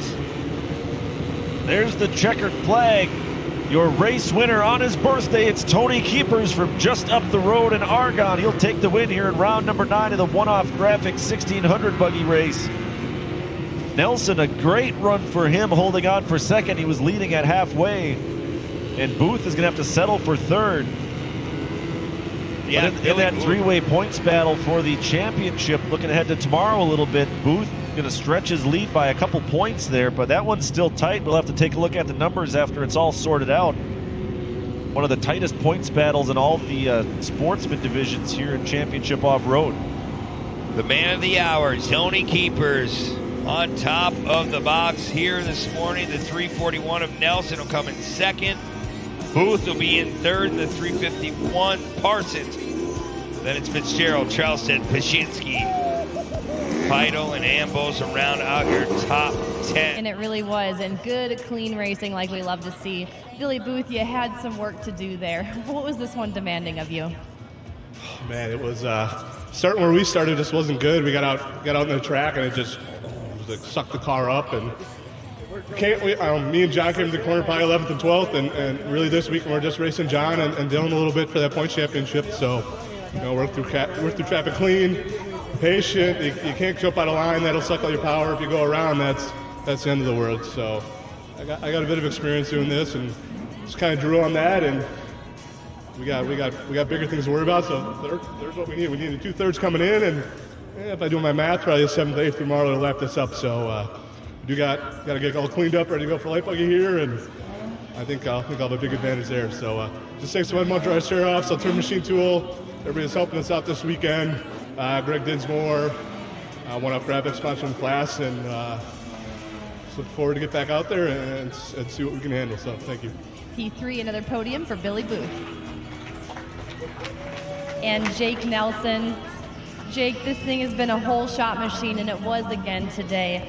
Now, what did you have to do to be able to hang on for a commendable podium finish here? Because you certainly had the speed throughout. Well, I knew I had to get a good start out here with the one lane. Did all I could to keep Tony behind me, the champion. Billy's fast. But the track, it's one lane, so you just got to kind of keep in that lane, not make any mistakes, and try to hold these guys behind you. Who would you like to thank? I got to thank my wife Shannon, my uncle Mark, Glenn Matthews, Michael Meister Logging, Enterprise Wood Products, Mets Plumbing, Bees Tap House, Two Doors Down Brewing, Amsoil, Fastenal, and anybody else I forgot. Thank you guys. A job well done. This is Jake Nelson in second. And your winner, birthday boy, Tony Keepers. You know, you're a former champion, first time out here, you find yourself on top of the box. Was there at all a sigh of relief as you got into that first place position, or was it just upping the intensity at that point? No, it might sound arrogant, but it feels comfortable there. It's, we've had some good years here. Mark Steinhardt puts this engine together. He built this car, and that thing's incredible. And I mean, I've said it time and time again, if that car gets up front, not many people are going to touch it, and we lucky to have a good start. We had to start in the back row, not racing all year, and we got an awesome start. Followed Jake for a while and got him to go in the muck a little bit so I could get by him, and you just check out at that point. I just got to shout out to my wife and Rick and Ben and Jackson. You guys, and Squints, he's back there helping his uncle right now. But you guys, man, we decided a week ago Sunday that we were going to do this, and the car was down to nothing. It 4 nights of busting our butts, and we got this thing together. Lacey let me come out and do this, but man, thank you guys so much. I couldn't be here without you, and Mark too, with this awesome engine. My sponsors, shout out to all you guys. We'll be back next year strong. This all started, Rick said, Tony, we got that brand new engine. We need to go make a statement for next year, and I feel like we said something. You made a statement with an exclamation point. Congratulations, Tony Keepers. There, giving everyone one last check.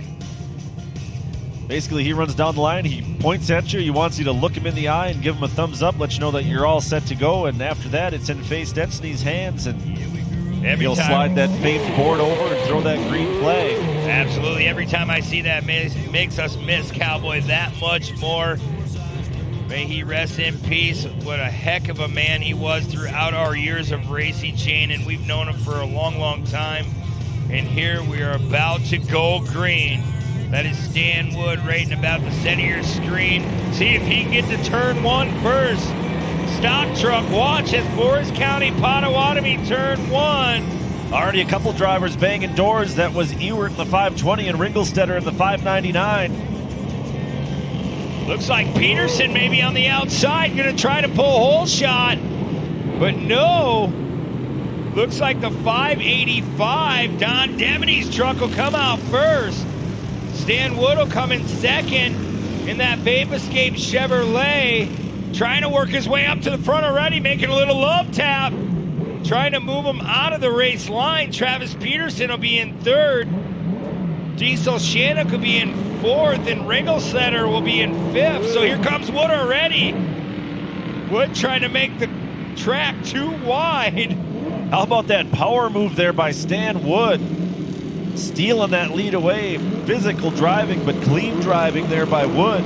Yeah, you're going to rubbage racing in some aspects of the sport. You really have to make yourself clean as possible going through this field. Stan Wood, you can tell he's definitely one of the quick ones here in stock truck. Yeah, Wood's been showing a lot of speed all year. Unfortunately for him, I think his aggressiveness gets the best of him sometimes. I think we've seen the bottom of his truck in 3 of the 4 weekends this year, so it's having some problems keeping it dirty side down, but all systems go right now for Stan Wood, that Vape Escape Chevrolet running out front. Yeah, there's Stan Wood going up on the cushion that we're starting to see develop, going through that little section in Argonne turn, heading back where the starting line is here by Cowboy Corner.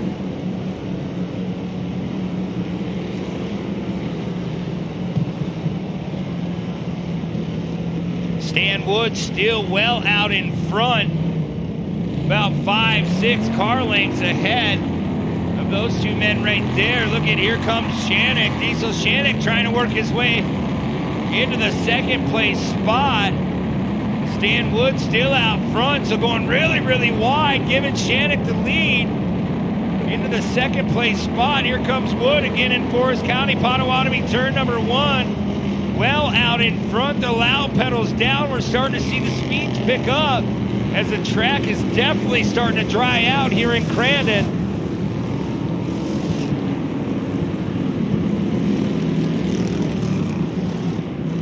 Wood Wood still coming through the barn turn one more time. Truck looking very, very clean out front.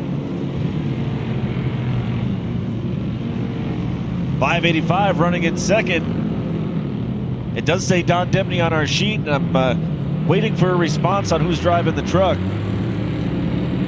Don's out there wearing the headset. He's right outside our window up here in the booth, but he's got bigger obligations right now spotting for his truck. But back out front, Wood having a great run so far. Yeah, Stan Wood, he's doing a fine job here in round number 9. Like we said, he had some misfortunate luck throughout this season. Look at this. Yeah, that's Ringelstetter having some problems. Look like Ewart. I got a glimpse of the colors on that truck. It might be the 520 of TJ. Yeah, sure was, Brent. Good call on that one. Ewart having some problems as well. Looks like they may have tangled and gone around. Ewart might have some front end damage on that truck. Looked like the left front tire was, turned to full lock, and the right front tire just coasting along straight. Yeah, definitely. Tie rod's definitely a big factor on Ewart's truck. His day looks to be about done. Not easy to negotiate one of these rides with the front end all bent up. Here comes Travis Peterson. Wickman coming through our camera as well. And you can see our top 5 just spread right out from one another. Look at Wood. Wood going really, really wide. He really has to be patient because it is so sloppy back there. Yeah, you see problems for that 585 truck as well as Shannick trying to close this gap on Stan Wood. That'll be your battle for the race lead as they come into Forest County Potawatomi turn number 1. Stan Wood's been looking good out front so far, but Shannick trying to chase him down. Two guys who we've seen it running up front a lot this year. Shannick's had a little bit of bad luck himself, but he's a former class champion. Yeah, he definitely is. He's a former class champion, very, very quick, week in and week out. We'll see if he can try to get the job done. Like we said, he's in second. Says Debney on your screen, but we're still trying to figure out who's in his truck in that 585, putting together a good solid run. There's the Vape Escape Chevrolet one more time coming out of that gravel pit.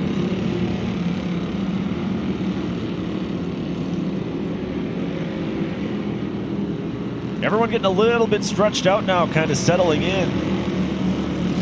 Good shot of our drone coverage going on board with the 593 of Diesel.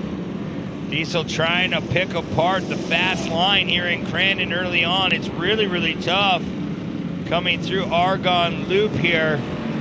The switchback looks to be drying out very, very nicely if you stay to that inside line. Yeah, we've talked a couple times today about how the drivers with a little bit more seat time, especially in these unpleasant conditions, we should see them running up front. Shannick is a good example of that. He's got just about the most seat time of anybody in this class here at Crandon International Raceway. So he's certainly dealt with these conditions before as well, and you see it's paying off here for him. Yeah, it's definitely paying off. Watch him as he's going to go in that left-hander, just trying to tiptoe his way through. See, you're pushing that front end like a snowplow. You really got to try to carry that rear of the truck. It's hard to really do, but you have to go in there and maybe even drop down a gear, get the back end to come out from underneath you to point that front end in the right direction. Yeah, but like we saw one lap ago with Wood pushing out a little bit too wide, getting crossed up, you have to kind of walk the line between aggressively rotating the truck and sort of just tiptoeing through these corners. Absolutely. There's a lot of finesse, and that's what you don't see. You might say, hey, I can do it. Go out there, put the loud pedal down, and just run around this big facility, but it's a whole different ballgame you get behind one of these trucks. Yeah, this is, restrictor plate racing, but these are V8 trucks, so there's plenty of power to rotate the truck, and you can really get yourself out of control, too, but in control of this race, Stan Wood, that Vape Escape Chevrolet number 512. Yeah, he's clicking off the laps here. We're still yet to see that halfway point of this race. Diesel Shannick, he might as well just keep it calm, just chill out, keep your truck cool, make sure everything is working just perfectly to have a shot in this second half. Good battle a little bit further back. 3 trucks, the 585. That Don Debney truck, the Yokohama Tires machine, holding off Peterson and Wickman. Wickman's your defending class champ here in stock truck, so he's no stranger to the top of the podium as well. Look at Peterson. Peterson trying to wiggle his way through. It shows on our board 5 laps yet to go in this one. So a lot of racing yet to be displayed. The Yokohama tires, number 585, still ahead of Peterson. There's Wickman going through our camera as well. So Wickman going to try to move up farther forward here in the top 5. He would love to win one of these things, but you have to be there in the end. Let's look at this battle for the lead. Shannick really wants to prove us wrong. He's like, hey guys, I'm not waiting around for anything. Yeah, you saw a good look at these 32-inch DOT tires just digging, struggling for traction on some parts of this course. They haven't done a whole lot of work this afternoon yet on Cowboy Corner, but you got to think that the track crew might take a look there next on our next break. Yeah, absolutely. They've been working this track in between these races, and they've done a fine job. I mean, already, you look at our barn turn right there. Look at how nice that inside line is. If we can open it up just a little bit wider, we're going to see some great racing. There's our drone going right up on top. Yeah, drone getting close enough there to see that the top of Stan Wood's truck does have some damage to the top, and that's, like we said, we've seen the bottom side of that truck in a few different races this year, so definitely worse for wear after a hard-fought 2020 season for Stan Wood. Really tells you how well built these trucks are, though, that you can send them up and over. You can be upside down a few times, and they take a licking and keep on ticking. As we now have 4 of our 8 laps in the books, and that means we are at our mid-race competition caution. Stan Wood jumped out front pretty early in this one and holds on over Shannick. But it's a long way back to that battle for third. Stan Wood out front, Diesel Shannick second. And you look at third on back all the way to Ewart. Ewart having a rough day here in Crandon. He is out of this race. You look at Ringo Slater, 31 seconds behind our race leaders. So guys like him, they really love this mandatory competition caution, because if you had a bad first half, you can make it up here. All right, we're going to throw it down to our third member of our team, Haley Shanley. Thanks, guys. Chiming in with some insight on Diesel Shannick, former class champ and veteran of this class. You saw he is currently running second, is keeping that leader honest. He also sits third in this points championship chase. He found some tough luck at ERX Motor Park back in mid-August. He had trouble with his steering. He was able to turn things around when he came here to Crandon for Labor Day weekend, where he found a second and a fourth. Both days, he was part of highlight battles. He's truly a driver that lets it all hang out on track, and he is going to put on a show. You can expect to see some more of that here just past the halfway point, because we're going to re-rack him, restack him, and again, he's sitting second, and he's not going to make it easy on our leader. Thank you very much, Haley. And yeah, it's crazy. It's going to be interesting to see how this one shakes out. Stan Woody's just showing so much speed, and if anyone can take him down, Diesel Shannick, he's past points champion. He knows how to get the job done, so it'll be interesting. You touched on it a little bit earlier, Brent, that you thought maybe Shannick was just sort of hanging back. You knew he was comfortably in second with really no pressure coming from behind, that maybe he just decided, well, I'll wait this out. We'll take a run at it here in the second half, maybe save the truck a little bit as well, because we know Stan Wood was pushing hard for that whole first half. Yeah, absolutely. He kept a little bit in his sleeve, I guarantee you that, as he's buttoning up to the back rear bumper of the Vape Escape Chevrolet of Stan Wood. We'll see if Justin and the guys on that team can keep that truck together for 4 more laps here in round number 9 at the big house. Pay attention. Here we go. We're going to go back. Green flag racing. Our pace truck will pull off one final time. We'll see if Stan Wood can get the job done. Watching between these 2 orange cones. He can take off at any time, and there he goes. Really nothing gained by any of our top 4 on that restart. I'm going to try to keep my eye on Colin Wickman sitting in 4th there, because we have seen him run up front on the podium a few times this year, and you know he wants to push a little bit farther forward. He's also your current points leader, so meaningful that he's running ahead of second place in points, the 537 of Sinkowski, who's a little bit further back. Well, look at this. Yeah, you're right, but look at this battle for the lead. Here comes Diesel Shannick. So exactly what we were talking about. He saved a little bit in the tank for Stan Wood. We'll see if he can cross back over. There he goes. Trying the outside in, a little bit of contact there. Nice job by Wood to gather it back up and stay in control. Wood's actually going to stretch his lead a little bit now over Shannick as they head toward that chicane that leads into Argonne Corner. While those guys are doing battle with one another, that's going to let Peterson close the gap just a little bit as well. He's running in third in that Kelps Chop Chop truck, number 555. And Wood pushes wide. We've got a pass for the lead. Shannick takes over the race lead. Wood having some problems in the slick stuff down there in Argonne Corner, and Wood might be off the pace as Peterson's going to get around him as well. And there's the trouble. Stan Wood has a flat right rear tire, so tough break for Stan Wood. So now it'll be Shannick, Peterson, and Wood holds on to third for now.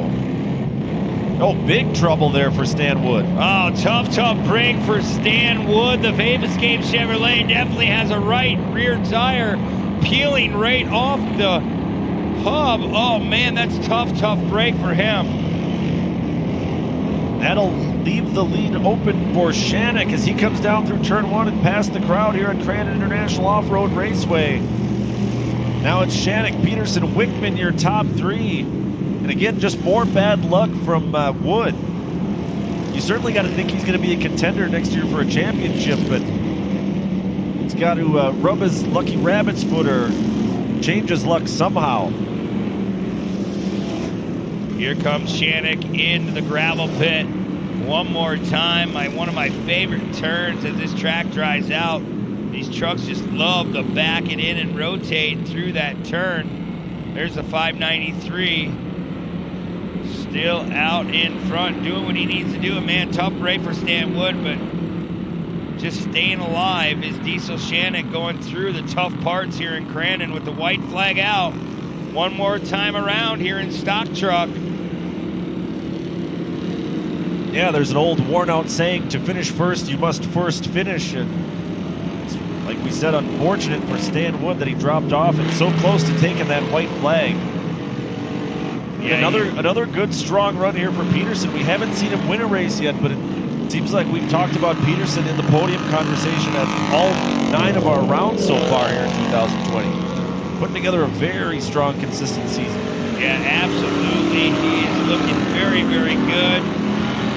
Coming back towards the starting line here in Crandon. Trying to rotate that truck, pushing a little bit, turning that wheel as hard as he can to the left. Remember, we are on the white flag lap. He's heading towards Forest County. Pato ought to be turn number one more time. See if he can hold on to this win. There's Travis Peterson in second and Colin Wickman in third. Yeah, Wickman came into this race leading points. He's your defending points champion as well. And if my math is right, he has to finish 5th or better in each round this weekend. So he's definitely in control of his own destiny. But so far today has had nothing for Diesel Shannick, who is in control of this one. Yeah, Shannick's definitely in control. Very, very quick. One last time into the Polaris gravel pit turn. Smooth sailing, staying on that dry race line. The Big Iron Chevrolet number 593. Like Haley said, he's a veteran in this class. He won some championships, won some rings. He knows what it takes to run up front. All that seat time, all that experience and hard work paying off. As the checkered flag comes out and Diesel Shannick will take the win here in the Launderville Steel Stock Truck round number 9 race at Crandon International Off-Road Raceway. Peterson across the line second. And we should see Wickman third, and there he is. So Wickman with a strong podium finish. Trying to continue putting together this points championship run. Yeah, tough class to win the points in, but taking the win this afternoon, man. 593 in Stock Truck. Diesel Shannick, Travis Peterson will be in second. They're going to head towards the podium once again, and he's not no newcomer to the top spot. He loves to win here in Crandon. Yeah, has a small but very loyal crew that's been coming to these races for, I think he's been in it for about a decade now. Very passionate. Sure thing. And Colin Wickman rounding out our podium here. You know, we talked about at the halfway point that you were one to watch. We needed to keep our eyes on you. Where were you finding the speed in this one? It was just stay in the line, and that was about it. I mean, there wasn't much more you could do, and you could try to make a run, but was it worth it? Because you push up, and you're probably going to lose 3 more. So it was just kind of survival of the fittest and who could be patient. So I got to thank my mom and my dad. They are the biggest part of this team and the whole crew for all the work they do. Launderville Steel for doing this, Badger Race Straps, Brian Mullen Motorsports, Andy Shock Service. He's hooked us up with a good truck all year long, so huge shout out to him. ATD Transmission and Fisher Race Engines. Thank you. Patience pays off for Colin Wickman in third. Travis Peterson in second. Travis, you've been so consistent all season long. You've always been part of the podium conversation. And even in this one, had to be so consistent, and you were. And I'm sure that was no easy feat with the track. What was the key to the consistency again today? Well, I'll tell you, my spotter kept me in my line. And you weren't getting out of it. You had to stay where you were. It was just so greasy. And, I mean, there's just no opportunity to pass when there's stuff like this. You basically got to wait for the moment and capitalize on somebody else's mistake. I was able to hold off Colin today, but I couldn't catch up with Diesel. Still waiting to get her on the top of the box, but it's going to happen hopefully tomorrow. We got to thank all my sponsors, Kelv's Chop Shop, Custom Metal Specialist, Aero Auto, Charity Bear Real Estate, Quality Exterior Siding, Construction, Peter James Photography, Cider Construction, Ralph's Auto Salvage, Victory Sign, Yokohama for those tires. Them tires are really working. I think that's where we're going to stay with the tires for sure. Thanks, Haley, for the hat. I got to thank my wife. She's back at home. She couldn't make it here. My grandparents, my kids, everybody. Thank you. Congratulations, Travis Peterson in second. And your winner, Diesel Shannick. Celebration is in order after a run you put on like that. And who needs brakes, quite honestly? Yeah, coming in corners sometimes likes to slow down a little faster, but I ran here in the earlier race and lost brakes too, so I kind of figured out how to run around here without no brakes.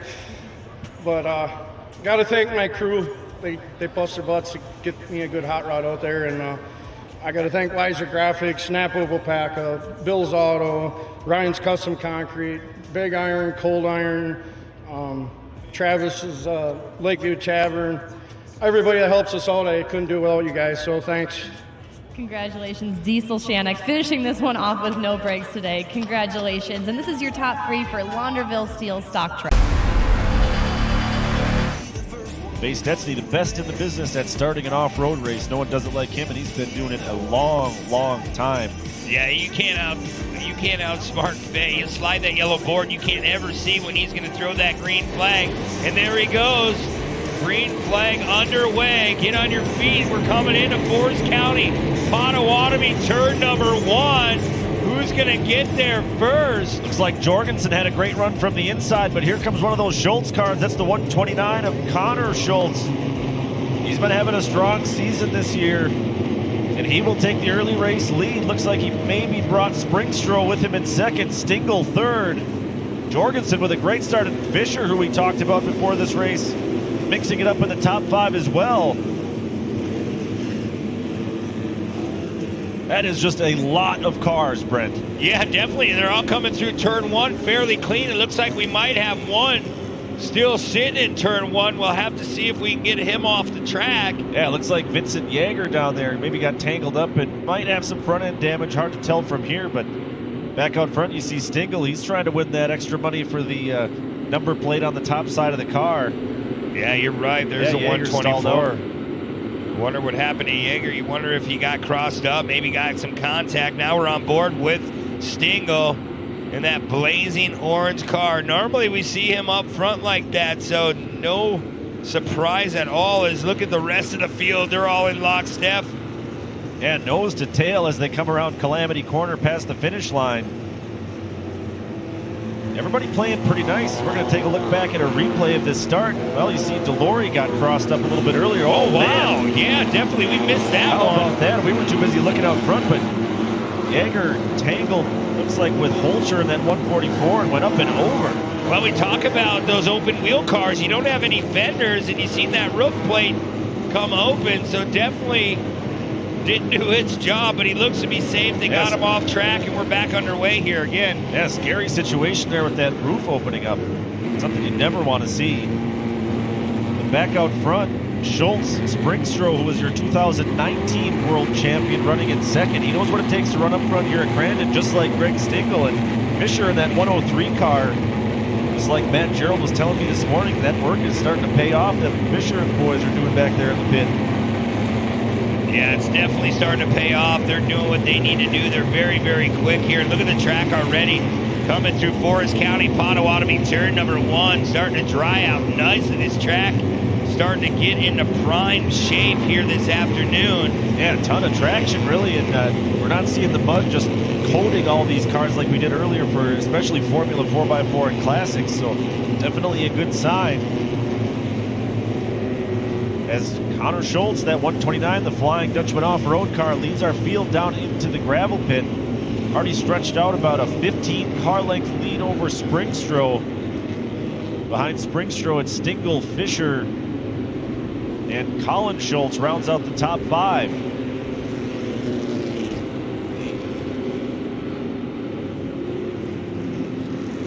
See Stingle now just a little farther back there, running in that blazing orange ride, trying to keep up to our top 2. They spread out just a little bit more, going by what will be our finish line, coming towards Argonne Loop. Yeah, lots of position battles going on. I mean, with 30 cars, there's only so much room for all of them, so you're going to have to do a little dicing amongst one another. One person we haven't talked about yet is current points leader Tyson Marquardt, who's kind of stuck in the middle of that top 10 group. Marquardt and Booth are your top 2 in points. They've got a heck of a points battle going on right now. Only 6 points between those two, and then it's about 70 points back to the next driver, so they're in a league of their own. Basically, whichever of those 2 drivers can beat the other one on both days this weekend will be your points champion, so keep an eye on that, as well as you see the 177 of Schultz. Colin Schultz from Neenah got up and around Corey Fisher in that 103 car.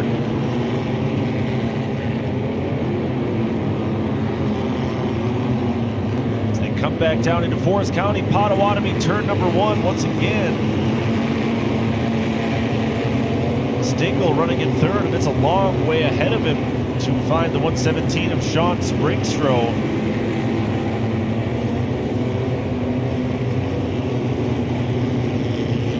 Stingle, another of these Sportsman drivers that's been doing this for a long, long time. I mean, we've seen Greg Stingle win races like 20 years ago, and he's still out here and still competitive.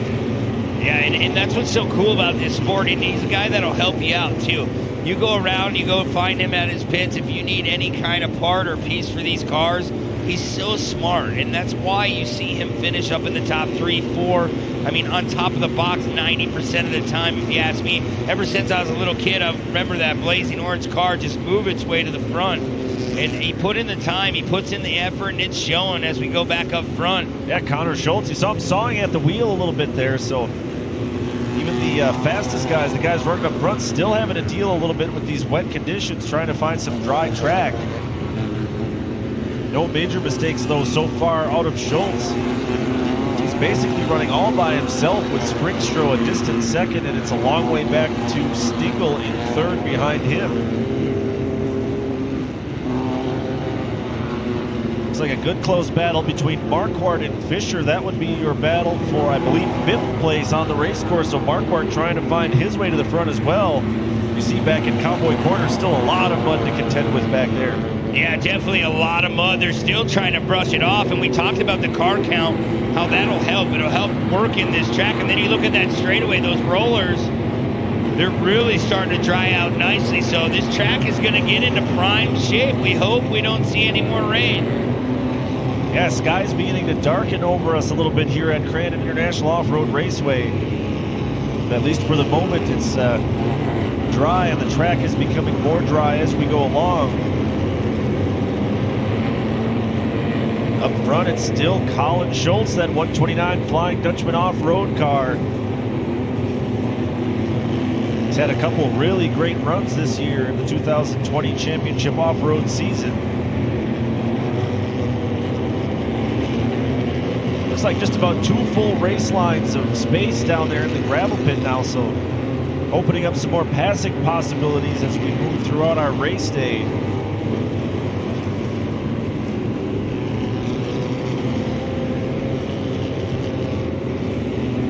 Schultz will click off another lap. That's 3 laps in the books. We should have our competition caution next time by.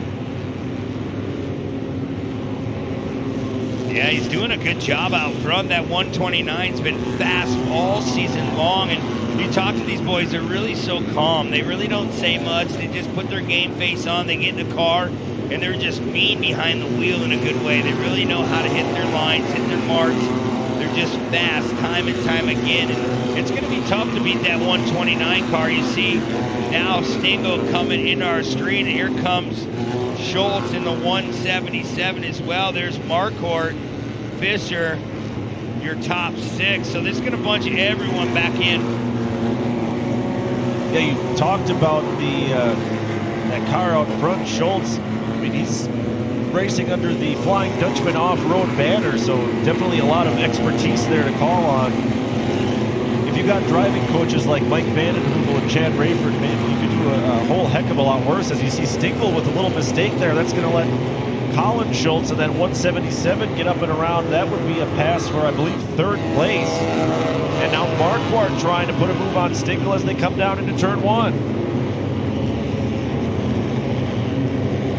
That's the battle for 4th place on the race course. Stingle trying to hold off your current points leader, Tyson Marquardt. And Marquardt, along with Billy Booth, who's 2nd in points, both just having absolutely monster years. Absolutely, they're doing a good job. There's a 129 again. Schultz going to come to that halfway point in the next turn, going over the Polaris flyaway jump. Yeah, really hardly any dirt on the front of Connor's car at all there as he navigates Calamity Corner, as we like to call it, and takes those red and yellow flags. So we've reached our halfway point. This light buggy division, 30 cars started this race. Had a couple cars have some issues throughout, but right now we are wrapping things up here in the first half. Some good battles going on right to the flag. But it's Schultz, Springstrow, and Schultz in your top 3, and Stingle now in 4th. So we've seen about 12 seconds back from our leaders. That goes away now, so we'll see who is fast right now. We'll see who can really step up to the plate and maybe pick one away from our leader here. Yeah, you see a car pulled off to the side there. That's Kayenberg. I believe he's a rookie in the class as well, driving the old Eric Hill car, the 164. So tough break to see him pulled off to the side. Fortunately, he's safely off the race line, but we have the 3rd member of our broadcast team, Haley Shanley, standing trackside. Haley, what do you have for us? It's really been such a pleasure to watch this track really widen out and work in throughout the afternoon so far. But let's talk about Greg Stingle. As far as those up there in the points championship race right now, we're looking at a lot of young guns. But Greg, he is a veteran. Really watch the way he negotiates through traffic. That's exactly what he had to do in round 8 just a few weeks ago over Labor Day weekend. It was really exciting to watch. He found himself a podium position. He's currently sitting 4th in points right now. He has a win to his credit as well as a 3rd place finish. So watch. Last time I checked in the timing and scoring right now, he is sitting just in 4th. This is Greg Stingle. Yeah, thanks, Haley. You know, for years it was Stingle along with Todd Lemke and kind of the KG veterans of the class, but the last few years we've had this huge youth movement, which is great. A ton of new young drivers coming into our buggy divisions, and they've kind of taken over from the old guard, so to speak. Yeah, they've done what they need to do. They're really, really quick, and it's anybody's game here in this second half, Shane. I really think that you're going to see Stingle really pour on the heat, especially Springstrow. That 117, we talked about it time and time again. He's very, very quick, and that 3.5 seconds has gone away as we're going to park these cars on the backstretch or maybe keep them going. There's just so many of them. Yeah, Springstrow came off that big win at the end of last year, won that World Championship race in 2019 in the final round. And I kind of expected Springstra to factor in the championship discussion here in 2020 as well, but he's had just some lousy luck and a really up and down year, so very motivated, trying to build some momentum looking ahead to 2021 and trying to play spoiler a little bit to some of our top guys in points. Yeah, and that's what they're doing, and trying to play the spoiler. They have nothing to lose. They want to be out there. They want to get that big win, and we should get things back underway here as we go through Forest County Potawatomi turn number 1. We'll see if Schultz can hold on to this lead. 4 laps to go this time by. Back to green flag racing on our Delaware-style restart.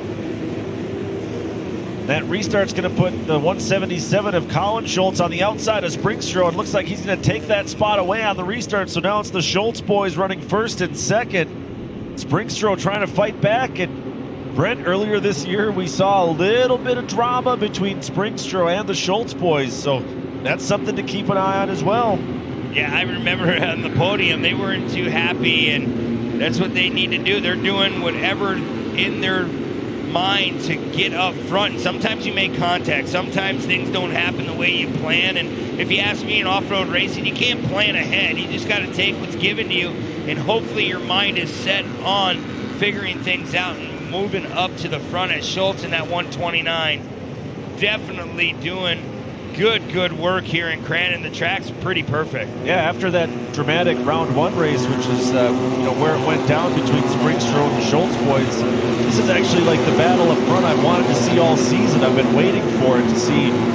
They're going to settle it like gentlemen and settle it on the track in a clean way, but these guys want nothing more than to beat one another.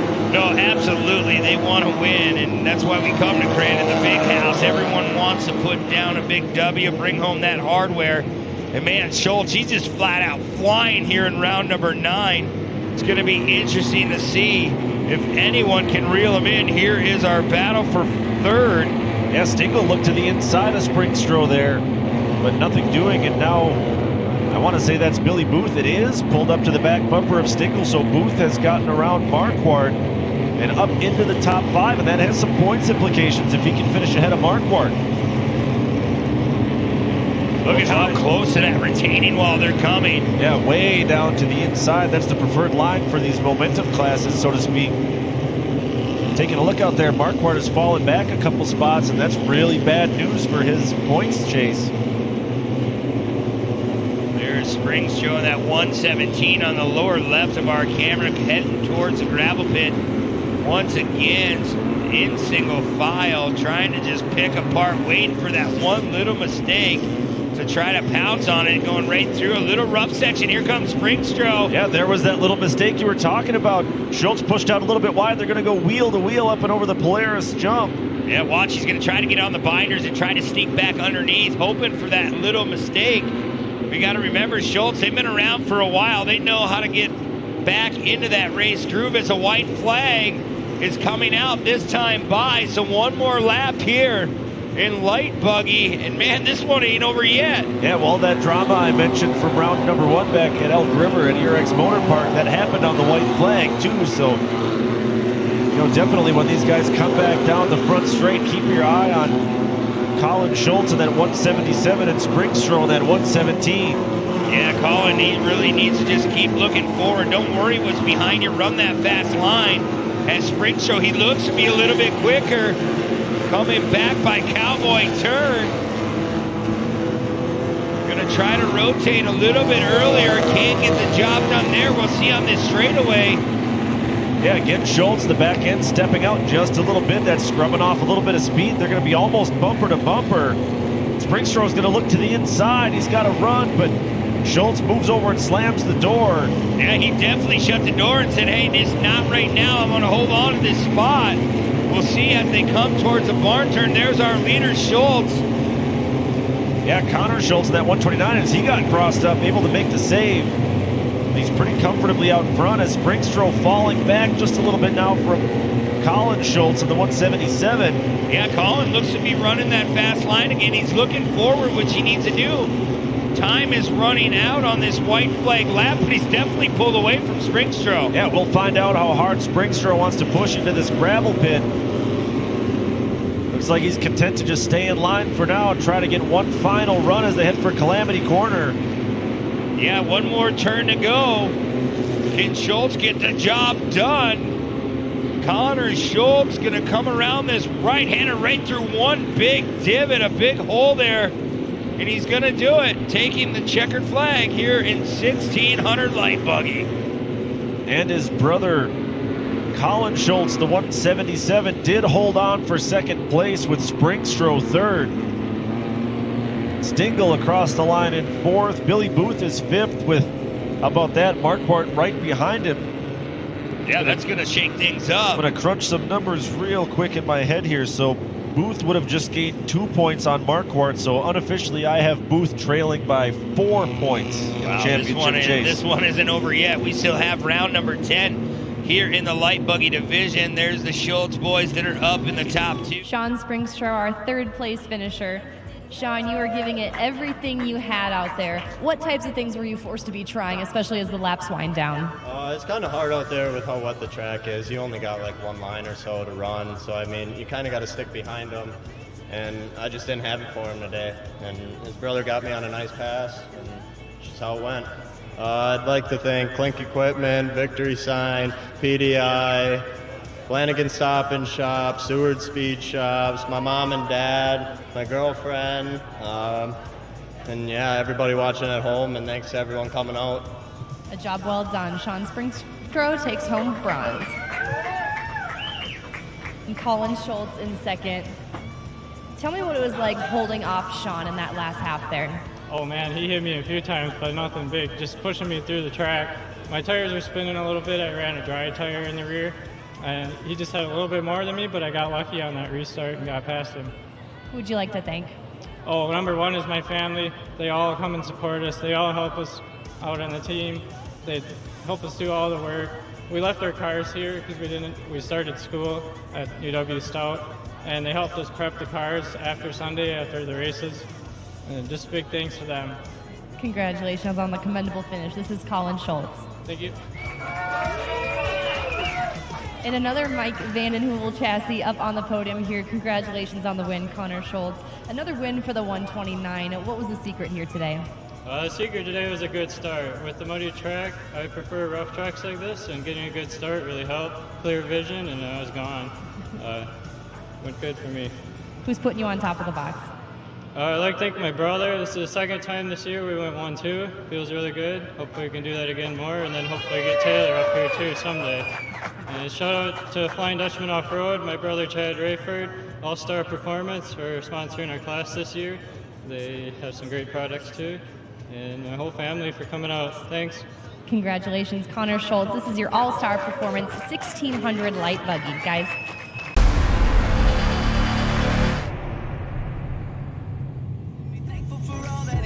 Welcome back to Cran International Off-Road Raceway. And we have super stock trucks on the line, and we're going to go green.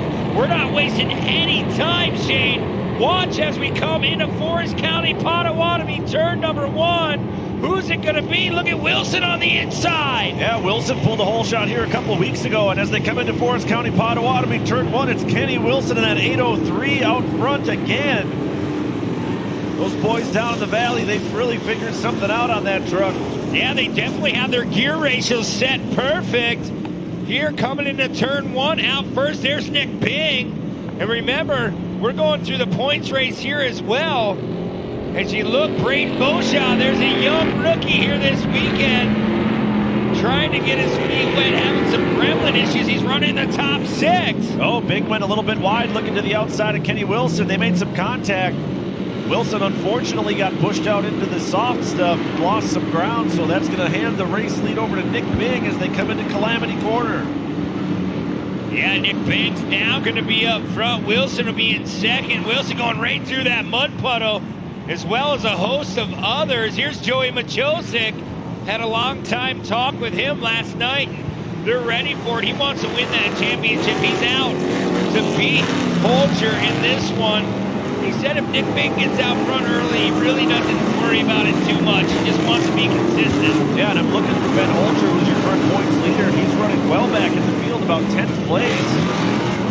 There's all kinds of mayhem down there in the Argonne corner.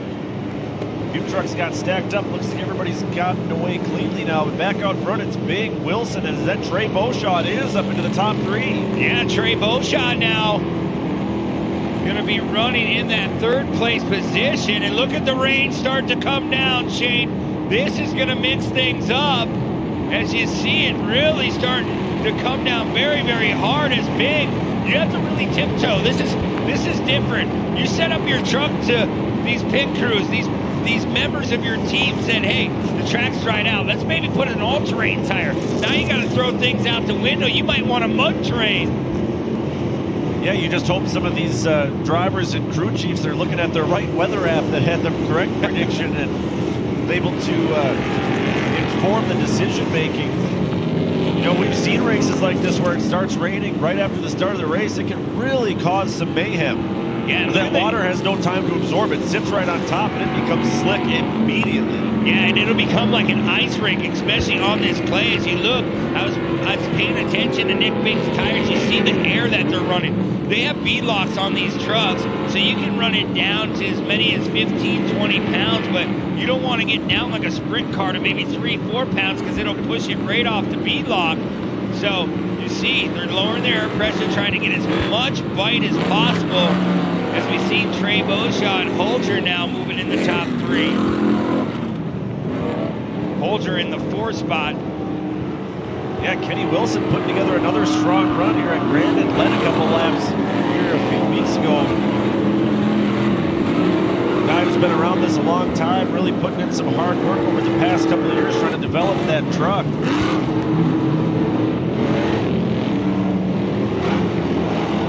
Wilson now well out in front of these 2 guys. Oh, maybe Trey Beauchamp made a little bit of a mistake. There's Holger. Yeah, Holger now up into the top 4. Everybody that's close to him in the points chase is behind him so far, so this looks good for Holger and his hopes for the points championship. Now Visser, look at the amount of rain coming down out there, Brent. Definitely pouring out here in Crandon, Wisconsin, but man, this is off-road racing. These guys are prepared and ready for this. They have their mud munchers or their tear-offs that they're playing with underneath their helmets, trying to figure out where you can see here in this tough land. We just got done saying how Mother Nature hasn't been on our side. Well, man, it struck again. Visser going way wide up in turn 2 and got out into the loose, loamy mud on the outside. So Holger comfortably now in 4th place. Here comes Darrell Wold now. Wold trying to work his way up to Trey Beauchamp, that 8-11. A great group of guys. They come in week and week out. They want to win. As you see Ben Holger now going through the Polaris flyaway jump, and here comes Nick Visser. Yeah, and I misspoke earlier. Ben Holger is up into 3rd place, not 4th place. So that's your battle for 3rd between Holger and Visser. And that's huge in the points for Ben Holger. He wants to be ahead of him. That man right there, the great truck, the 851 of Joey Machosik. Good run by Braden Beauchamp. He fell back a little bit, but it's definitely hard to throw out a rookie these wet conditions. Trying to figure out your truck is one thing, then you throw everything at it, trying to figure it out, then you throw rain. You have to go back to the drawing board. Yeah, basically learning how to drive again on the fly in a certain sense. Yeah, it looks like Argonne turn is really diced up through there. Really, really hard to negotiate as we go back up to our leaders. Here's Ben Holger hard on the binders. A lot of front brake. You've seen that. Both front wheels locked up.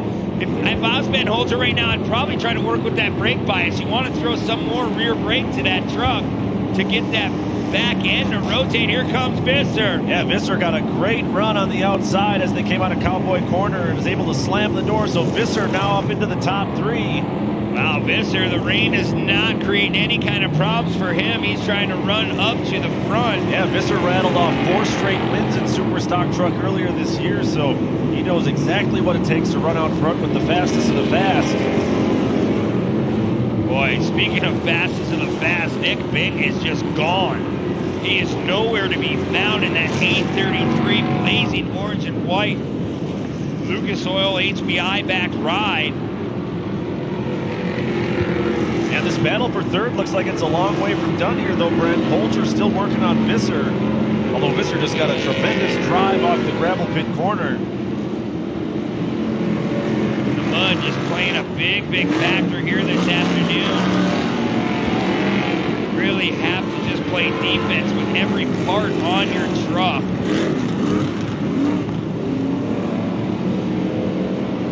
3 laps are complete out of a scheduled 8 laps, so that means we have 1 more lap to go before our mid-race competition caution.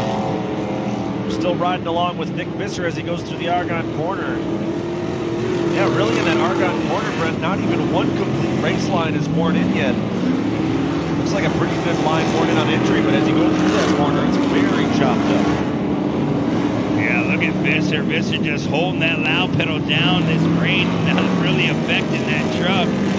As I just said, he goes in a little bit of the mud, man. Sorry, Nick, I jinxed you a little bit.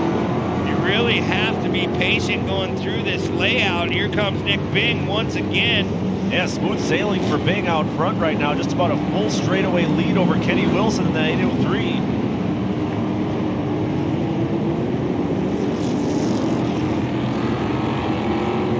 Bing trying to notch another win in an already very good career here in Super Stock Truck.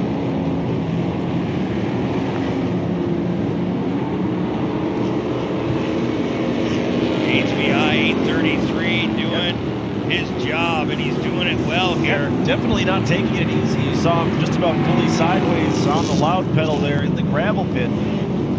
Yeah, it's hard to tell. I mean, you have your spotter letting you know you're a gap, but if you're out front, you just want to keep putting it together as he comes to that mandatory competition caution once again. And man, Nick Bing, if he's on, he's on.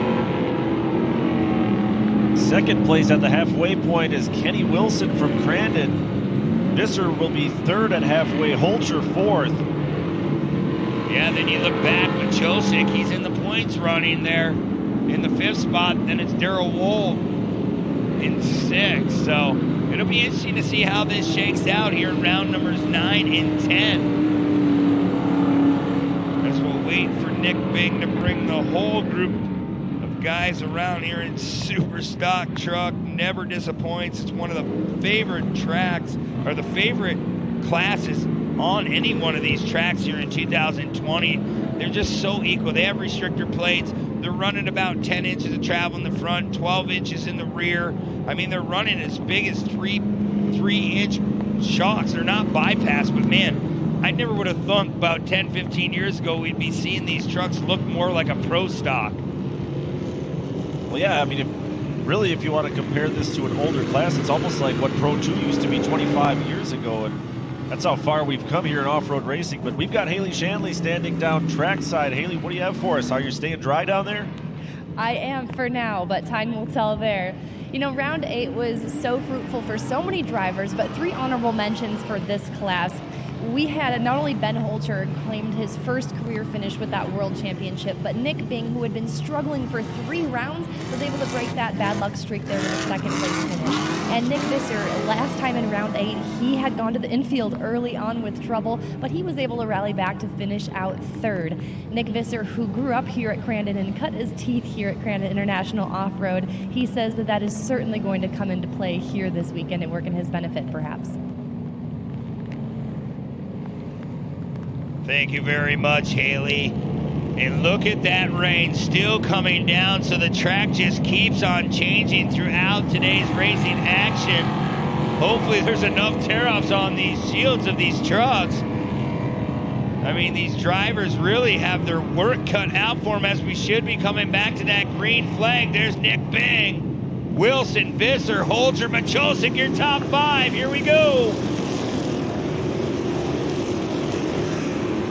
Back to green flag racing. Bing will lead the field up through turn number 2. Visser showed a wheel to the inside there of Kenny Wilson. That's the battle for 2nd place. Visser currently 3rd in points, but only 6 points behind points leader Ben Holcher. So a long way to go in the points championship chase here in Super Stock Truck. Wilson doing a heck of a job right now holding off Visser. Boy, Nick Bing already opening up that gap after that restart. Man, kudos to Wilson. He's doing a fine job sitting in front of some big company here in Super Stock Truck. Wilson trying to apex that turn, going right through that mud puddle. Yeah, Wilson trying to play spoiler a little bit too on the points chase that surrounds him both in front and behind. Big had a little bit of bad luck a few weeks back at ERX for rounds 5 and 6. Ended up upside down twice. But they've got that truck all sorted out as he is leading this race. Back behind him, though, it's still Wilson able to hold off Visser, but Wilson having some problems. Smoke out the back of Wilson's truck.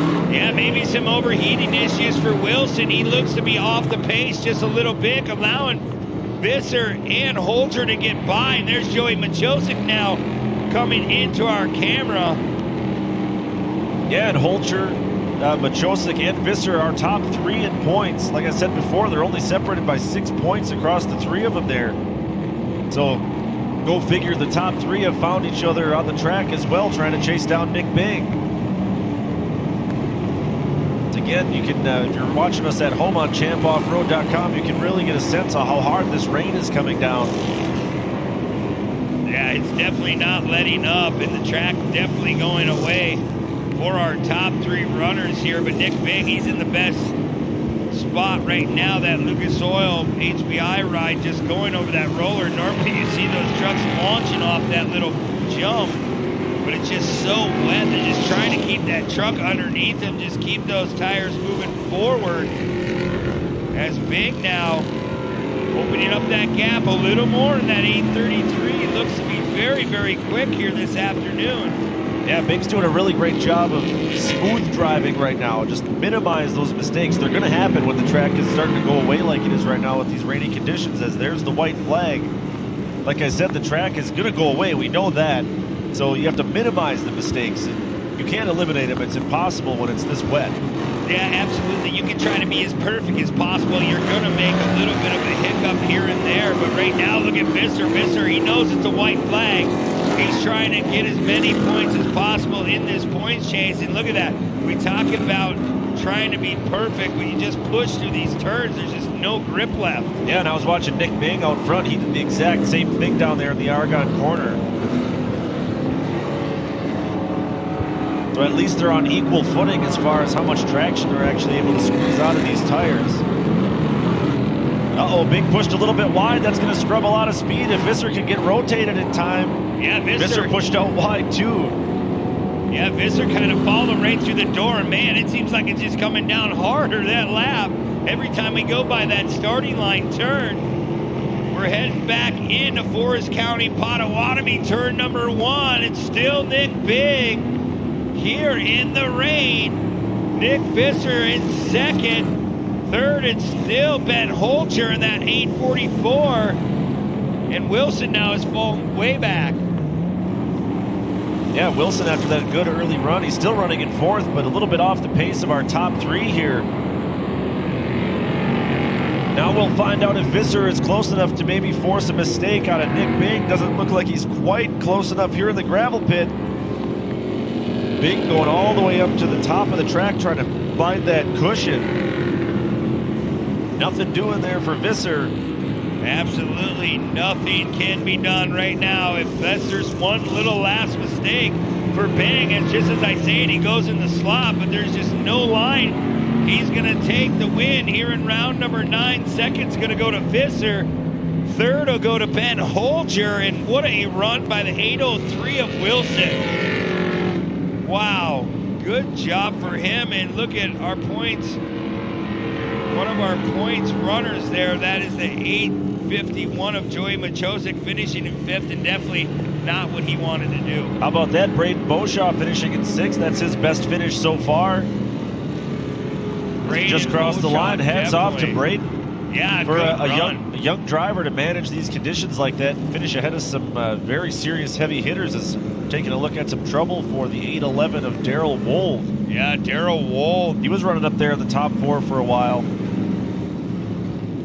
Boy, there was tough luck all season long for Braden Beauchamp, and it's nice to see him get a good solid finish. I can't imagine if the track dried out a little bit for that rookie.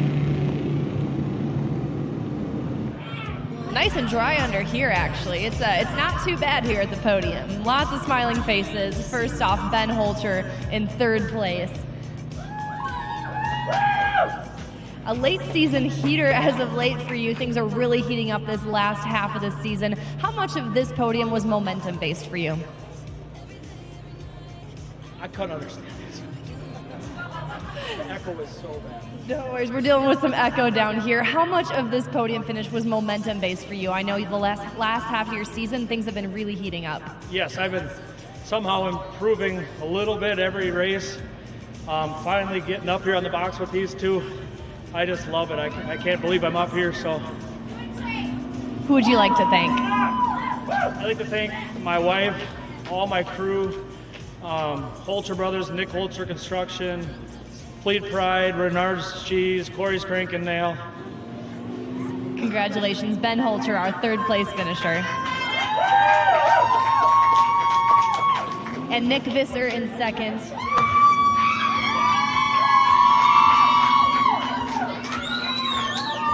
Nick, it seemed like this one really came down to a game of who could make the fewest mistakes, but what else came into play for you there?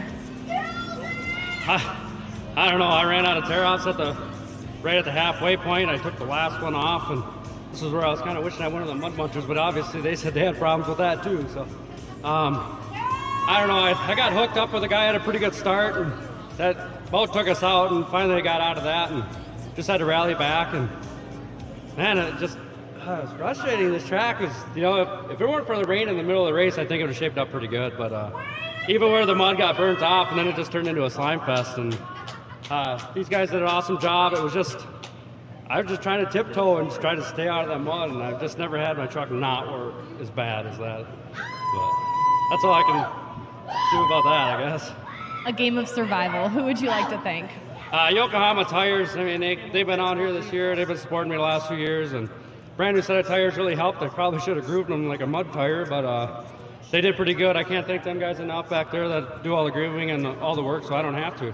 And then my family and friends, my wife, my kids, everybody that comes out to support this event, all my other sponsors, Parsons Builders Service, Mac Daddy Lawn Care, Advanced Pest Management, Matco Tools, Flannery and Flannery Trucking, my spotter Luke, he just keeps me calm going out there, and then all our contingency sponsors, Quick Car, and that's it. Now we're just trying to get a good spot tomorrow ahead of Ben and see if we can get this point championship from him. One of our local runners, Nick Visser, congratulations. And your winner, Nick Bing, back on top. Nick, it seems that this bad luck streak is finally behind you. How much of a sigh of relief is this to not only be back on top, but to have survived that one? It feels great. We had trouble at ERX. That was all my fault. Come to Crandon, we had all kinds of mechanical issues. Some of them was my fault. And come out here and win, it's just great. This huge weight lifted off my shoulders just to, prove I know we can do it as a team and everybody that works hard and digs deep, and we got it going. And we were looking at the radar at the beginning of the race. We're like, it's probably going to start raining, so just prepare. And we just kept digging and know what you had to do, and thought I messed up a ton of times. I thought these guys are going to get me, and just kept digging, and Charlie kept me calm, and here we are. Congratulations. Who would you like to thank? A lot of people I'd like to thank. First off, Max's Tire. I went over there this morning with a kind of a crazy idea, and they went with it, adjusted it a little bit, and they hooked up as good as the track could be for conditions. It was really good. Adams Automotive, Todd hooks me up great. Dale and Jane's Pub, JR Enterprises, Nishik Auto Body, Smokin' Joe's RV Service, Country Club Bar, Dale and Jane's, hit them. Fleet Pride of Green Bay, Aero Coatings, All Out Asphalt, Holter Brothers Incorporated, huge help to my program. Many more. Thank you, everybody. Top honors going to Nick Bing here in Super Stock Truck. Back to you guys. Jake Kosmecki, 99 is Mike Letourneau. Number 7 is Aaron Hilgart. Number 3 is Trevor Bushmaker. Number 22 is Dylan Marquardt. 21 is Josh Bayer. We're about to go green flag racing, and there it is. They'll come down on this short land rush into Forest County, Potawatomi, turn number 1. See who got the best jump on our abbreviated land rush. It's like Liebergen out to the early race lead, along with Jorgensen, Christensen, and Marquardt. Man, some of those guys passed 10 to 15 cars right there. Oh, a little spin, a little bit of chaos in the front, but pretty clean. Yeah, you can see since it started raining, it's really slippery going through that bottom section. You're going to have to really rely on whatever cushion there is early on. Yeah, the track was looking good, and then right between these races, they got a little glaze of rain. So gravel pit is looking very, very greasy, floating on that thing. A lot of guys choosing low line, which I think is smart, but man, really nowhere to go right now besides just get some laps under your belt. Keep your visor clear, radiators clean, because these things can overheat with all this mud. Yeah, the weight, though, we talked about it early on already today, Kyle, and you talk about the weight that comes on this suspension, on the cars, and it really slows a guy up. Yeah, I mean, it's such a bog effort. I mean, you can see it's slick there, and then it's a huge cushion on top. So they're trying to stay just on that ragged edge of the heavy, heavy cushion and keep the wheel spin up in these limited horsepower cars. Up front right now, that's the number 2 at Tyson Marquardt, who's also your current points leader in light buggy. He is checked out, too, trying man. to mix Huge it up gap. here with the Sportsman UTVs, and it's Liebergen running in second. But like you said, Kyle, a huge gap between first and second place with Jorgensen running in third.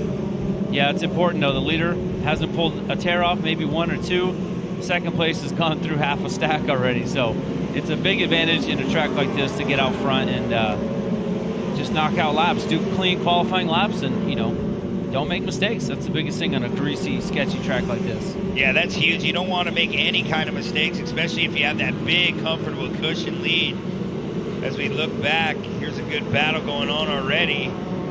Yeah, Liebergen in that 36 Yamaha holding off the Speedworks machine number 11 of Jorgensen. But even there, you can see the glass on the bottom and then just a huge cushion as they slide into it, straighten the cars out. So it's either ice or super heavy, loamy snot. So it's a sketchy track right now. Up front, though, like you said, Marquardt doesn't have to burn through those tear-offs, and you've been doing this a long time. Do you have any horror stories about visibility problems that you've had in some of these dirtier races? Back in the day, when my dad used to run Pro 4, they ran it rain or shine, no matter what. And I've been, pop riveting number plates to the roof of the truck so they can tell what number it is because they're all just brown. One time here at Crandon, he came back in the pits, and I was spotting for him and wondering why he wasn't going very fast in mid-pack, and he came into the pits, and his visor was up, and his right eye was packed literally solid with mud. We were squirting water into it. So drivers have no sacrifice. They'll give anything and leave it all on the track. So these guys, I mean, look at these guys, 4th, 5th, 6th place. Those cars are completely covered in mud, and so is the driver's face, the steering wheel, the controls. They're battling a fight that you guys definitely can't even imagine. Looks like Jorgensen's still running in the second place spot. No, now they switch it up. So yeah, it looks like the 98 of Lego up there mixing it up in the top 5 now. Trying to reset that for you. Marquardt's out front, Liebergen second. Bushmaker is on the charge up to third. Yeah, Bushmaker, he's been really, really strong in 2020. He's been putting together some good runs. He's going for that points championship. So we'll have to see if he can keep wiggling his way up through the field here. It's not an easy task, especially coming in this gravel pit here. And as he rotates early, I like that, getting a good square run out of it. Going for it. Look at him making moves. Look, he just lost 2 positions. Those 2 guys were sick of eating his mud for 4 laps. So now they got ahead of him, and hopefully clear sailing for those guys to try to get that gap back. Yeah, you mentioned Bushmaker's points chase, Brent. Bushmaker came in 3 points behind Dylan Marquardt, who's in the number 22. He's back in about 6th or 7th place right now, so as it stands, Bushmaker could take over this points lead here in round number 9. Yeah, he just needs to keep putting laps together, and he did a good job going through the gravel pit. You just got to keep picking it apart if you want to get up to Marquardt in that number 2.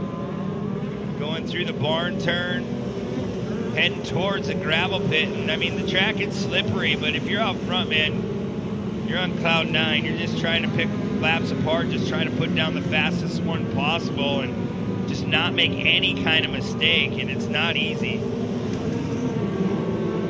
Good battle there. That should be for second place now. Oh, contact. Dude, that's what it's all about. They're not getting dirty. They're just trying to make passes, but that's the big thing right there. He just bumped him out into that loamy stuff, and man, with these limited horsepower, even the big Pro 4s, if you do that, it's going to shut you down and bog you down big time. So hopefully I don't do that to anybody, or nobody does that to me. That was RJ Lego in the 98. He's from Rhinelander. Stole that spot away from the 3 of Bushmaker. Yeah, Bushmaker about 11 seconds behind our leader, Lego now. We'll see if he can reel in Marquardt, but Marquardt's in a league of his own right now, as we should be coming to that mandatory competition caution here shortly.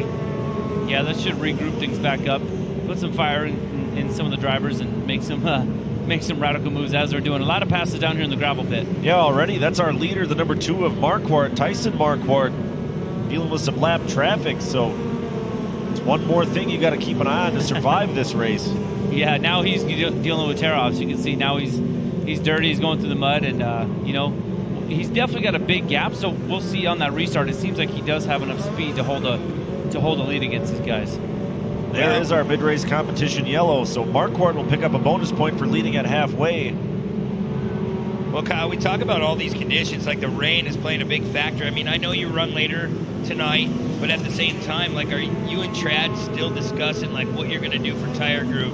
Like, what's the setup? I mean, are we going to get any more rain, or are we going to get rain? I mean, What do you guys think about right now? Well, we're all watching the radar and seeing what comes and goes, and trying to all dodge a bullet. We could all make the right choice or all make a terrible choice, but some of the tracks we've made some right choices and really nailed the setup. So we're sitting there being patient. We haven't cut our final race tires. We're running the Toyo CT tires. It's been a super good tire for us. We've also run the Toyo AT tire this year, the AT3. So we've had a couple choices, and they both worked. We've won a lot of races with them. So we're literally just sitting in the trailer. We don't want to make a decision because it's super early. And watching these guys, I mean, if we made a decision earlier, all this new rain that just hit, we'd be scratching our heads and maybe grabbing another set. So they just got to knock off laps, and they got to clear this track off to, if it runs like this and we got a race like this, then we know what we got to do. If it gets cleaner and they blade some of that slop off, then we have another option. So we're playing the game just as everybody else is, sitting in the grandstands. I'm watching these guys race right now. So.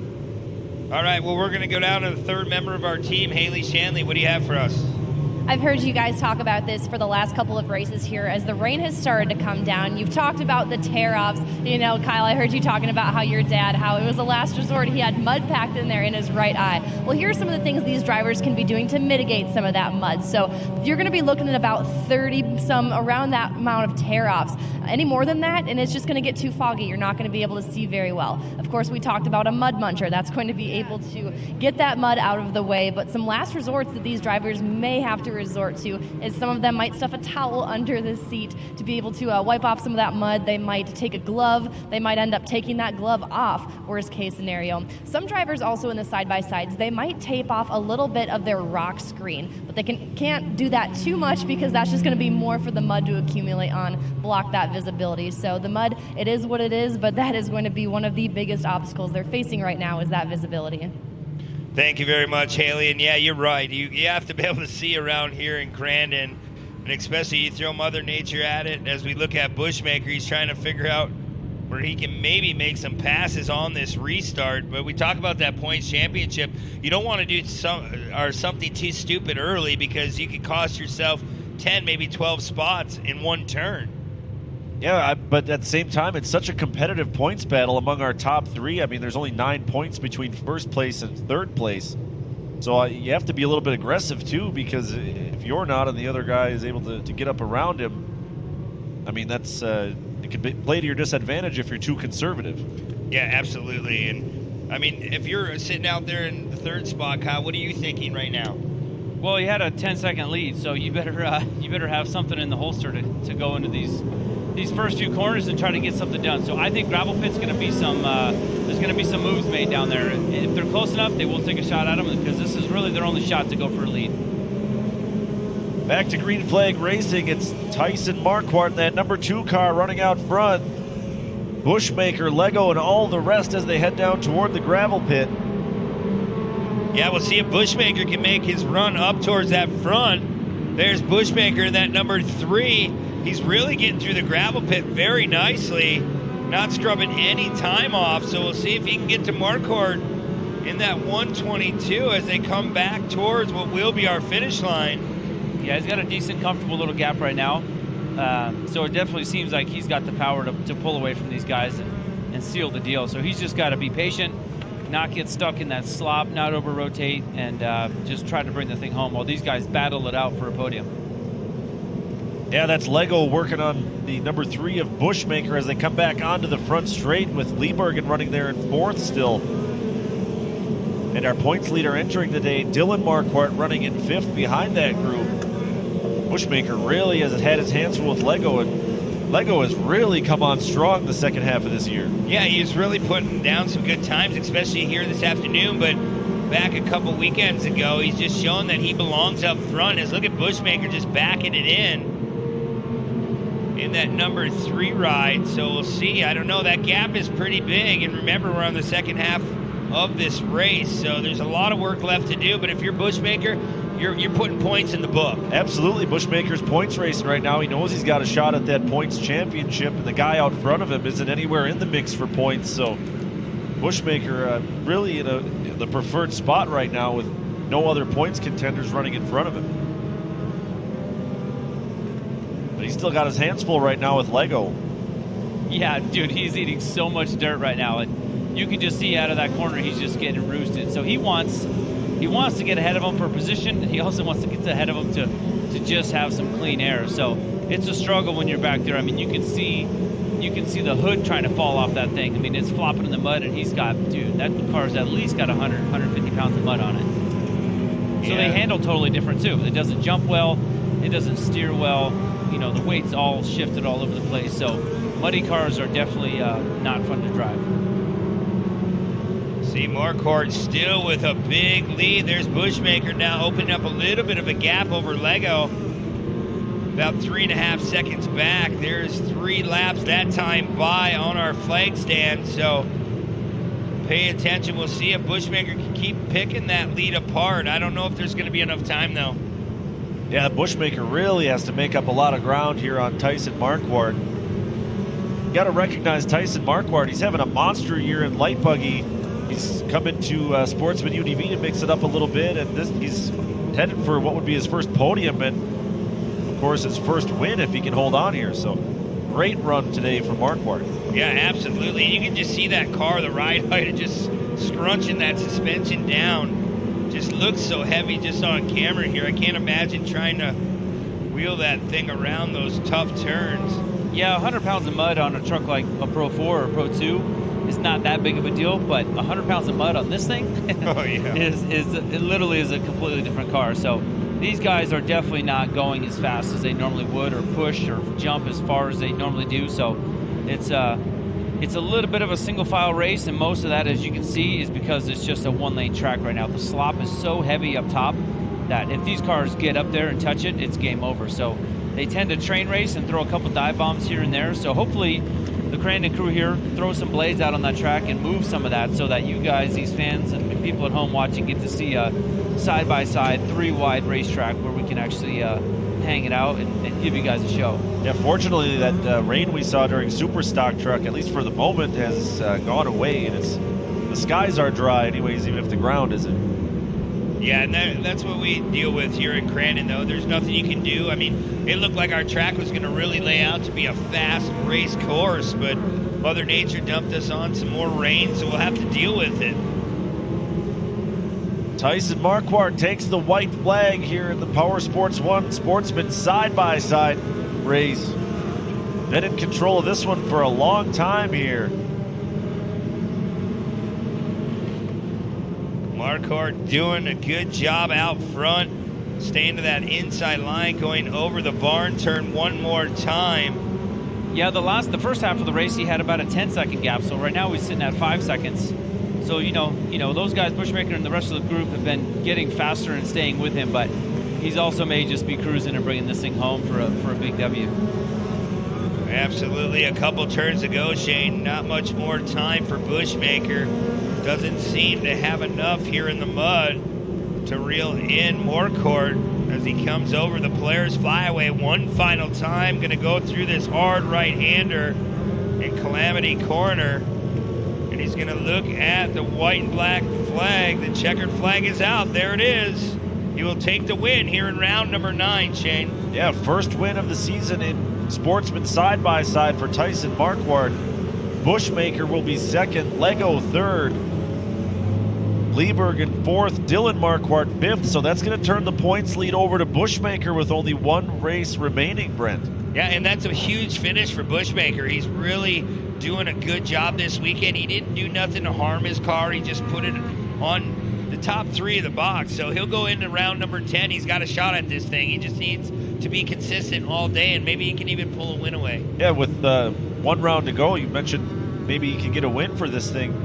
He has 0 wins this year. He's just been running that close to the front all year and putting together those consistent finishes, and that's what's got him poised to take a shot at the points title tomorrow.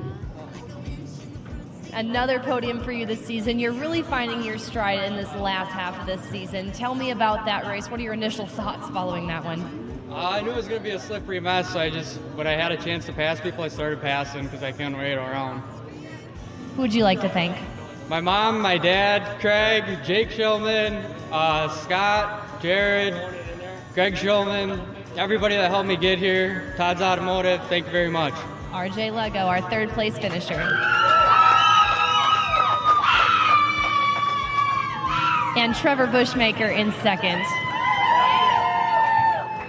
From our perspective out here, that one looked so physical. You're not only carrying around that much more weight, but we're seeing some unintentional contact out there, and it really appeared to be a physical race. Tell me about that. Yeah, it was. The biggest thing was keeping your eyesight clean, and when I couldn't see through my shield, I had the spotters, Mark and Steve, kind of guiding me through it, and we were battling with Lego, couldn't catch Tyson, but it was a blast. Probably the muddiest race we've ever did, so it was awesome. Eyes in the sky coming in clutch. Who would you like to thank? Beaver Machine, Dan Beaver Equipment, Maxxis Tires for hooking up in this, TJB Trucking, Lynn Washaleski, Nelson Tree Service, Haystack Apparel, Amsoil Power Sports One. Anybody I'm forgetting? My mom, dad, amazing girlfriend Autumn, my sister coming all the way damn near from Minnesota to come watch, so it was awesome. Congratulations, Trevor Bushmaker in 2nd. And your winner, Tyson Marquardt. Congratulations, your first win of the season in this class. What's going through your mind right now? All I could think of was this is kind of my rebuttal for the buggy race before I got 6th, and not where I wanted to be, but I started 2nd row here and just kind of ran away with it. I had clean lines. I didn't screw up at all. I just kept my eyesight clean, kept it smooth, didn't try to overdrive it or anything, and it worked out really good. Great way to turn the day around. Who would you like to thank? First and foremost, I gotta thank my mom and my dad. My dad's my spotter, in my ear all the time, the whole race. I gotta thank the whole Broken Dirty team, everyone here, all my family, HB53, Craig Huberty, Lena Legend, KGB, my brother, Mark, Edo, Zippy, Dylan, everyone else. Grape Trucking, Grape Transport, Levi's Big Dog Racing, Wooden Shoe, Revolution, oh man, everyone else, thank you. For Broken Dirty Motorsports, this is Tyson Marquardt, your winner here in the Power Sports One Sportsman Side-by-Side. The number 7, Ashley Bone is number 14, Camden Peitel is number 45, Harper Hughes is out there in the number 8. Number 22 is Cody Krantz, 55 is Carson Greco. We're just about ready to go green flag racing. There's the green flag. 170's headed down into Forest County. Potawatomi turn number 1. Also in the field, Corbin Wassenberg is the 25. Colin Peitel's the number 44. Raymond Denninger is number 11. Ella Holcher is number 40 as the number 9 of Livy Henches has gotten out to a great early race lead as they come down through turn 1. She got a great jump there. That is officially a hole shot. Oh, but man, you can see it's heavy, heavy mud down there. But now they're on a good racetrack and should be able to bring it around, have some good laps. Clean line, stay out of that mud. Trouble a little bit further back for one of the Holcher cars. Yeah, definitely got out. Which one that is. Got out in that loamy dirt. I mean, it looked like maybe it was Ella Holcher. I think it might have been Ella, and that could spell trouble for her points lead as Denninger is up in the top 3 trying to get around Henches right now. Yeah, it's so tough. You start on the starting line, but you come through turn 1, and definitely not a race line so far since that rain. So now they're on this hard pack stuff. Yeah, looks see like Greco now. Whoa, trouble for Denninger as he was way off the pace there. Not sure what happened. That's going to turn the lead over, I believe, to the 44 of Colin Peitel. Yeah, like I said, they just got to stay on that hard pack stuff and stay out of the slime because talk about limited horsepower. These cars are definitely limited. Yeah, you really got to stay on that race line. Like you said, you can't afford to go off track because you definitely maybe even park yourself for the day because no power, you're not going to move forward. Not a ton of ground clearance either on these cars, maybe about 6 inches of ground clearance, and that's it. Yeah, we got one stuck in the gravel pit. They're trying to push out. The officials are in the mud trying to push them out of the slime. So staying on the groove, keeping your visor clean. They will be neck and neck. They will be up and making some passes here. So they'll be ripping through some tear-offs. Pretty cool. Up front, your top 3, it's Colin Peitel in that number 44. The 155 is Carson Greco in second. He's all the way from Arizona. And I believe the 52 of Madison Winnestorfer is running in third. It's our top 3 have sort of separated themselves from the rest of this field. You have to go quite a long way back there to find the 36 of Dressel in fourth. So we're riding alongside now with Colin Peitel, another one of the huge Holcher Racing family. Fortunately for these smaller 170s, there's actually basically a double wide race line that's developed, worn in by the full-size UTVs, the Sportsman side-by-sides that we saw just previously. Yeah, definitely. This track is going to start coming together. Like I said, if we don't see any more rain, by the time Kyle and the guys get out there, it should be a good race track, and you'll see a lot of airtime, a lot of good speeds. Yeah, what a cool drone shot that was. Literally almost in the cab with him. And just cool to have that angle, to get yourself into the driver's seat and see what those guys go through. As you can see, one of them is parked there, broken. There will be attrition, this mud and stuff, and the battles will ensue. These guys are close. It's going to get tighter, and they all want to win here at Crandon. Yeah, it looks like Cody Krantz is off the track early in the 22 cars, so tough break for him. Going to have to try to figure out something for round number 10 to end the season on a high note. There's Greco in that 155, trying to still move forward. Yeah, true momentum racing here. These cars are so equally matched. Literally a stock 170 side-by-side with a fully built roll cage placed on top of it and safety equipment for the driver, the seat, the full fireproof race suit and everything else. Of course, safety here in the Championship Off-Road Series is priority number 1. Yeah, these kids are getting the full race car driver experience. Yeah, and they're all so evenly matched that you do have to drive them really well, and you got to find advantages. And it's not just I've got 100 more horsepower than you. They might have a half to 1 more horsepower. Right. And that matters as well as hookup and driving and brakes. And it is definitely racing. Obviously it's a slower pace, but these kids are living on the edge right now. Like, they're flat out, hanging it out, going through sloppy corners, going off jumps, talking with spotters. They're living it just like we are. Yeah, that's what makes it so cool. They have something to look forward to throughout these different classes. And they look up to you, Kyle, like, man, we're on the same track as Kyle LeDuc's going to perform on later tonight, especially they're staying on that short track with the lights on already. So they're getting the same feeling. It's so cool. Yeah, no, when they get out, they're just as excited as we are winning races. So it's cool to see. And, someday we'll hopefully see our kids in something like this, or the mod carts, or just throw them right into Pro 4. Why not?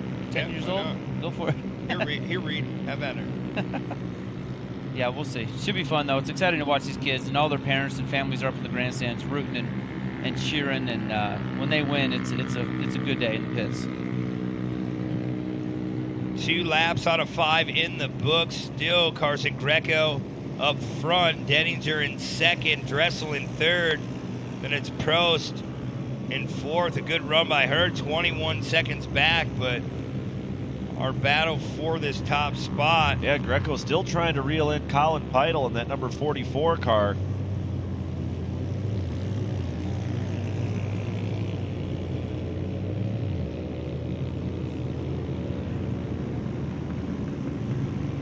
Yeah, so on your screen, if you're watching us on champoffroad.com, you see what the electronic scoring and timing is showing, but looks like a few of these transponders on these cars not quite registering correctly. That could be caused by this mud, maybe interfering a little bit with our scoring and timing loop at the finish line.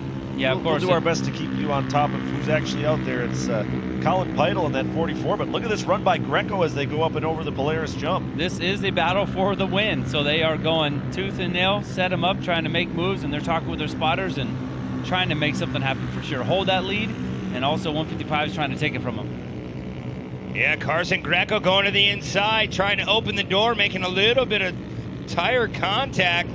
No harm, no foul, but 2 laps to go that time by. So time is definitely running out for these Razor 170s. Kyle mentioned earlier, it's not like these cars have horsepower to spare, so anytime you're making contact, you're only slowing yourself down as much as you're slowing everybody else down. Yeah, I agree. And now he knows they were able to put a fender in and touch tires, and now the pressure is on for sure. So they're going to come around and get the white flag and see how this thing shapes up. Now look at lap traffic. Like I said earlier, it's just kind of a single line track, so this may shake the whole thing up. Yeah, we'll find out how aggressive Colin Peitel in that 44 really wants to be as he tries to navigate around that lap traffic. That's one of the Bone cars, the number 13. I believe that's Abigail Bone. Oh, they're splitting it. Oh, Greco thought about trying to make it 3 wide there. There's just not enough room, but look at this. Greco's going to go to the inside now. Peitel. But Greco might run out of space too, as Bone is still there in between them. And there's still one more car to deal with. That's the 45 of Camden Peitel. Woo! Oh, a little contact, and the lead has changed. Yeah, Just like Greco. that. Now Greco's out front, so we'll see if Greco can hold on to that top spot. We should be coming to the white flag this time by for the 155 2X Motorsports car. You have to stay to that inside, try to hold on, but he might have been just a little bit quicker. Can't really go by our times right now. Yeah, the lap traffic definitely played a role in that, and I'd say, they both made good decisions to not have contact and clean racing, but it was 3 wide in the gravel pit, so that was pretty exciting for these little kids. They'll be talking about that one for a while, for sure. See how this thing plays out. Unfortunately, Peitel pays the price, though, and he's back down into 2nd place now. Trying to give chase to Carson Greco. Greco's been racing with us all year, making the haul from Arizona for all 9 and 10 of our rounds here this weekend. The Champ Off-Road Series, so yeah, he's making those trips job. paying off, yeah. Coming through the barn turn one more time. There's our drone trying to follow the 155. Such a cool shot from above, watching what's going on in those cars. Coming over that little roller jump, which later we should see a little bit more airtime. Yeah, but Greco's, all the nerves are on right now, man. He wants to bring that thing home. He arguably took it from him. He got him a good position and earned that lead fair and square and kept it clean doing it. So that's the best way to come out and win these races, to straight up earn them. So he's got a couple corners, couple jumps to not throw this thing away. I know his dad's up there talking to him and try to keep calm and bring this thing home for another win. Well, one more turn to go for Carson Greco. Can he get the job done? Peitel in that 44 seems to be about 6-7 car lengths back. One more right-hander as they come into Calamity Corner. Should get the job done in that 2X Motorsports 155 ride. He's staring right at the checkered flag, and he's going to do it, Shane. Yeah, Carson Greco takes the win here in round number 9 of the 170 side-by-side class. Colin Peitel, that number 44, yet another one of that huge Holcher Racing family, finding his way to the podium here in round number 9. And Madison Winnestorfer will finish on the podium as well in 3rd. Yeah, Greco definitely celebrating, definitely having the time of his life, but second place, lost that one today, and they're definitely going to be bummed. But hats off to both of them for running clean, running hard. They're both winners. They got to be stoked to be up on the podium here at Crandon. Absolutely, and that's where we want to see them at the end of each day, as we see a couple cars still trying to get through the finish line. We're going to bring our top 3 finishers, and they're going to talk to Haley shortly. It's my favorite as well. And let's welcome someone new to the podium here in the side-by-side 170 division, brought to you by Race Driven. This is Madison Winnestorfer. Madison, first podium. How excited are you? I'm really excited because I thought when I was going over the hills, it kept slowing down, and I thought there was someone right behind me. So I thought they would have passed me. Well, you held off the field. Who would you like to thank for the podium?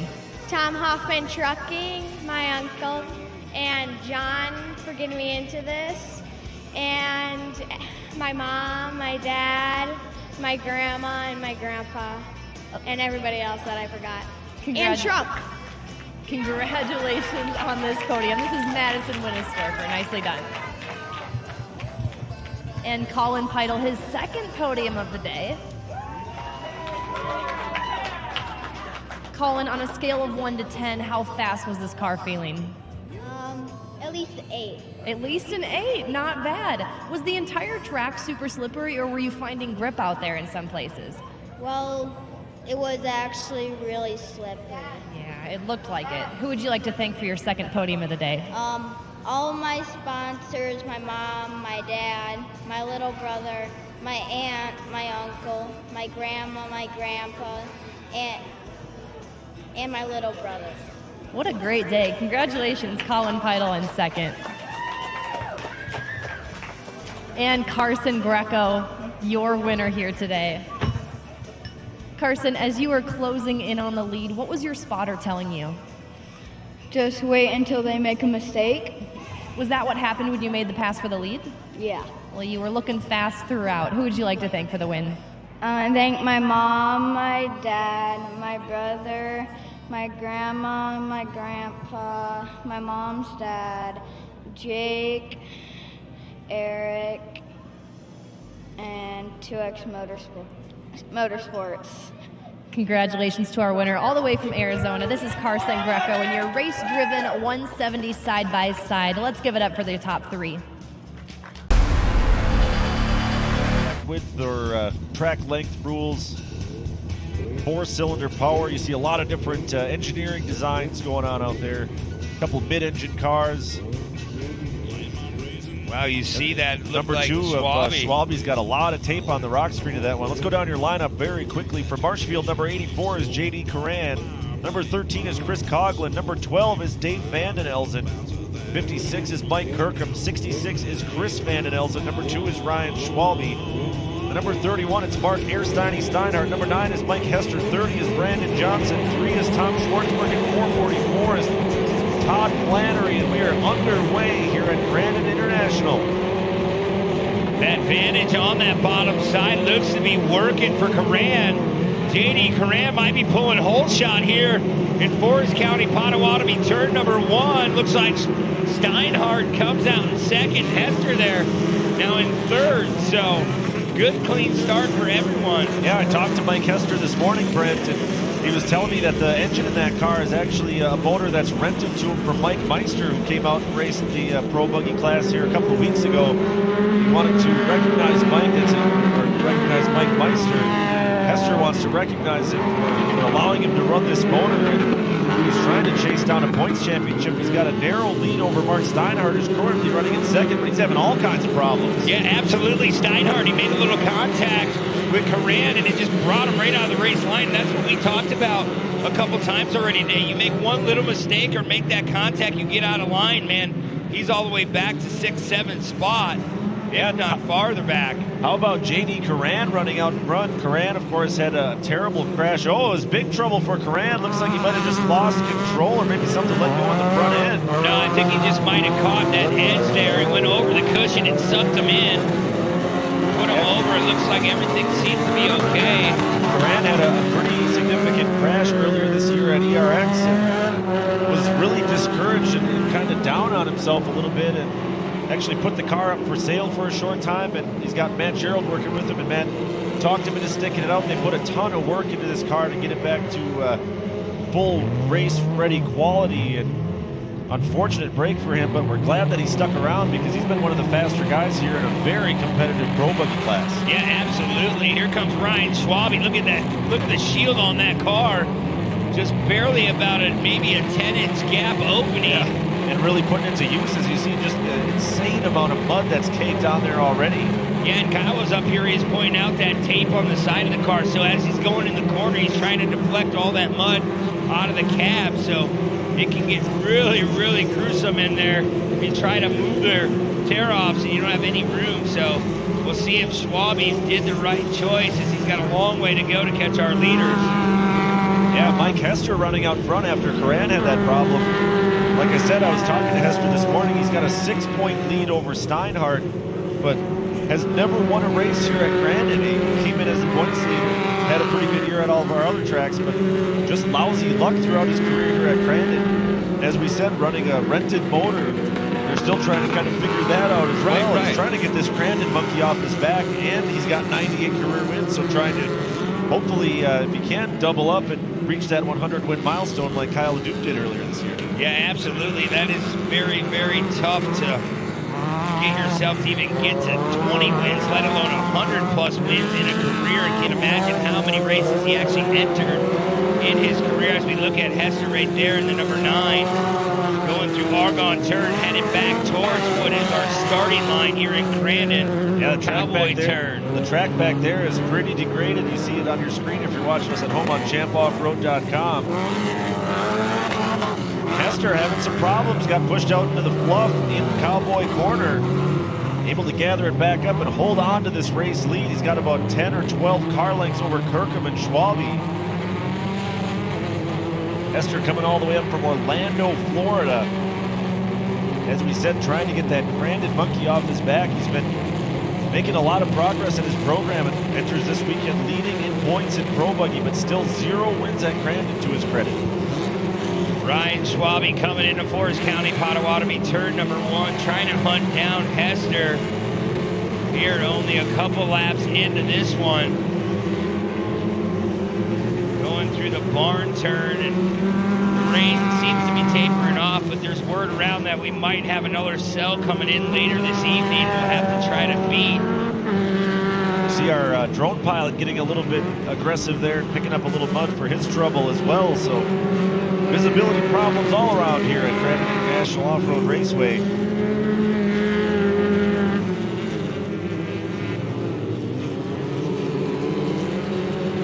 Mike Hester completes another lap around here at Crandon International Off-Road Raceway. About 1.75 miles per lap when they're running the full course layout.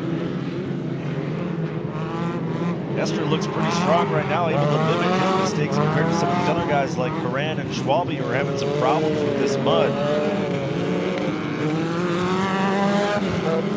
Hester coming through Argonne Turn. There's Kirkham in that 56 ride. You see how the track has just come apart through there.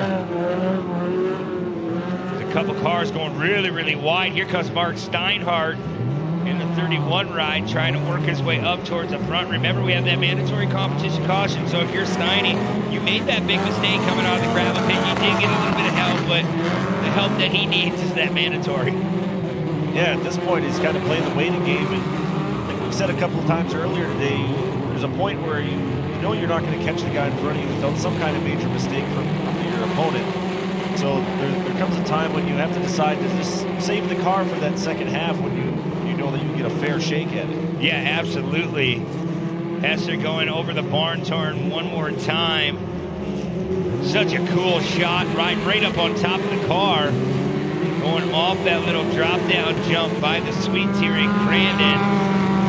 You watch as he's entering into the gravel pit, going a little bit wider than you want to try to creep right down to that bottom, carry that left front, stay out of all that sloppy stuff.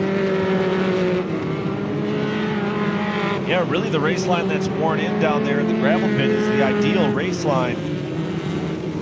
But definitely the speed's starting to ramp up as the preferred line all the way around the track is getting worn in. Yeah, track is definitely starting to come together, Shane. You're right. Look at that. Starting to create some nice lines through here. So hopefully Mother Nature's listening to us and give us a little bit of a break here. Crandon crew did a fine job getting this track together. Hester really tiptoeing through this relatively more wet back section. We haven't had as much traffic back there as some of our classes are running short course layout, so still a lot of work to do to wear in that race line back here, especially at Cowboy Corner. I mean, it's one line and it's barely that so far, and you've seen a lot of guys across all these classes with either a big bush or a big over rotation as they go through Cowboy Corner. Yeah, absolutely. Cowboy Corner's been very difficult to negotiate. See all the campers in the background of Paddock House here in Crandon, Wisconsin. Coming through Forest County, Potawatomi, turn number 1. Once again, one of the fastest turns in short course off-road racing. Hester, man, we talk about him. We don't talk about it enough, though, that just the career wins alone, if you're an off-road fan, if you're a racing fan, just to put that number down in the books and seal that. I cannot imagine what the trophy room looks like at home.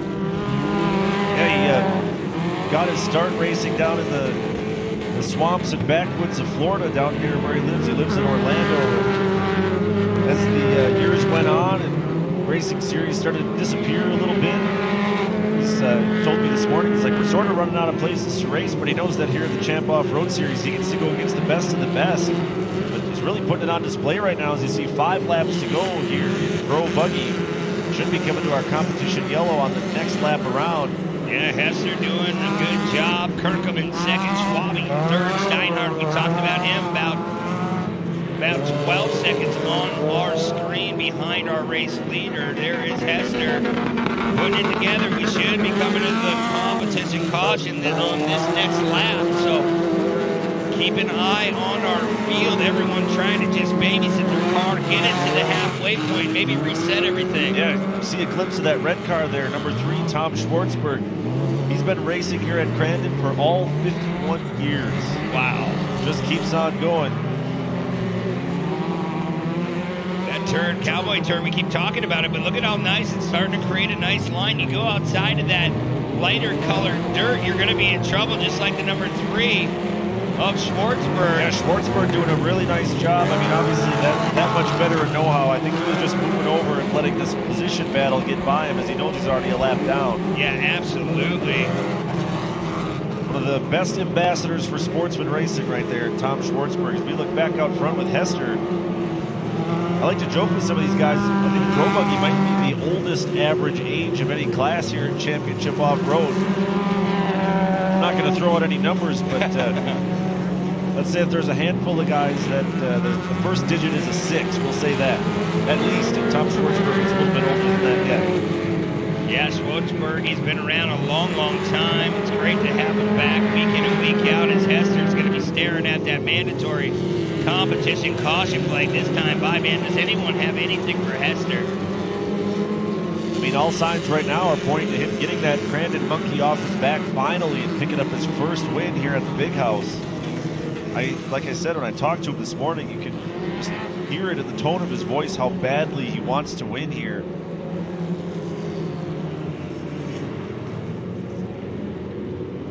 There's JD Coran coming by our flag stand. Man, what a good start by JD. Just had a little bit of issues negotiating some of those turns, and he finds himself back a little bit farther in that 6th place spot as our Corinne International Off-Road Raceway pace truck is going to pick up our field one more time here. Hester, Kirkham, Schwab, and Steinhardt, Van den Elsen in your top 5. So another shot for Van den Elsen. Showed 21 seconds behind. That gap will go away. Yeah, Van den Elsen early on in the season was putting together a string of really consistent finishes. Some of the guys around him had some bad luck. Actually, after round number 4, Van den Elsen was leading in points over Hester and all the rest of these guys. Yeah, it's going to be interesting, though, Shane, to see Hester if he can keep it together. I mean, obviously he has the experience. He's been around for a long time. He knows how to deal with these situations. I mean, you don't have to sit with him on the radio and be like, hey, you know, you're in the lead. You know, make sure you nail this start. He knows what he needs to get done. It will be interesting knowing that Steinhardt was sitting 2nd in points coming into this race to see how aggressive he wants to be on this restart, if he can move up a couple spots and maybe stay within reach of Hester. Like I said, 6 points separated those 2 drivers entering today's race. That means Steinhardt definitely has some work to do. He's got to finish ahead of Hester here at least in one of these rounds and by a couple spots in doing so.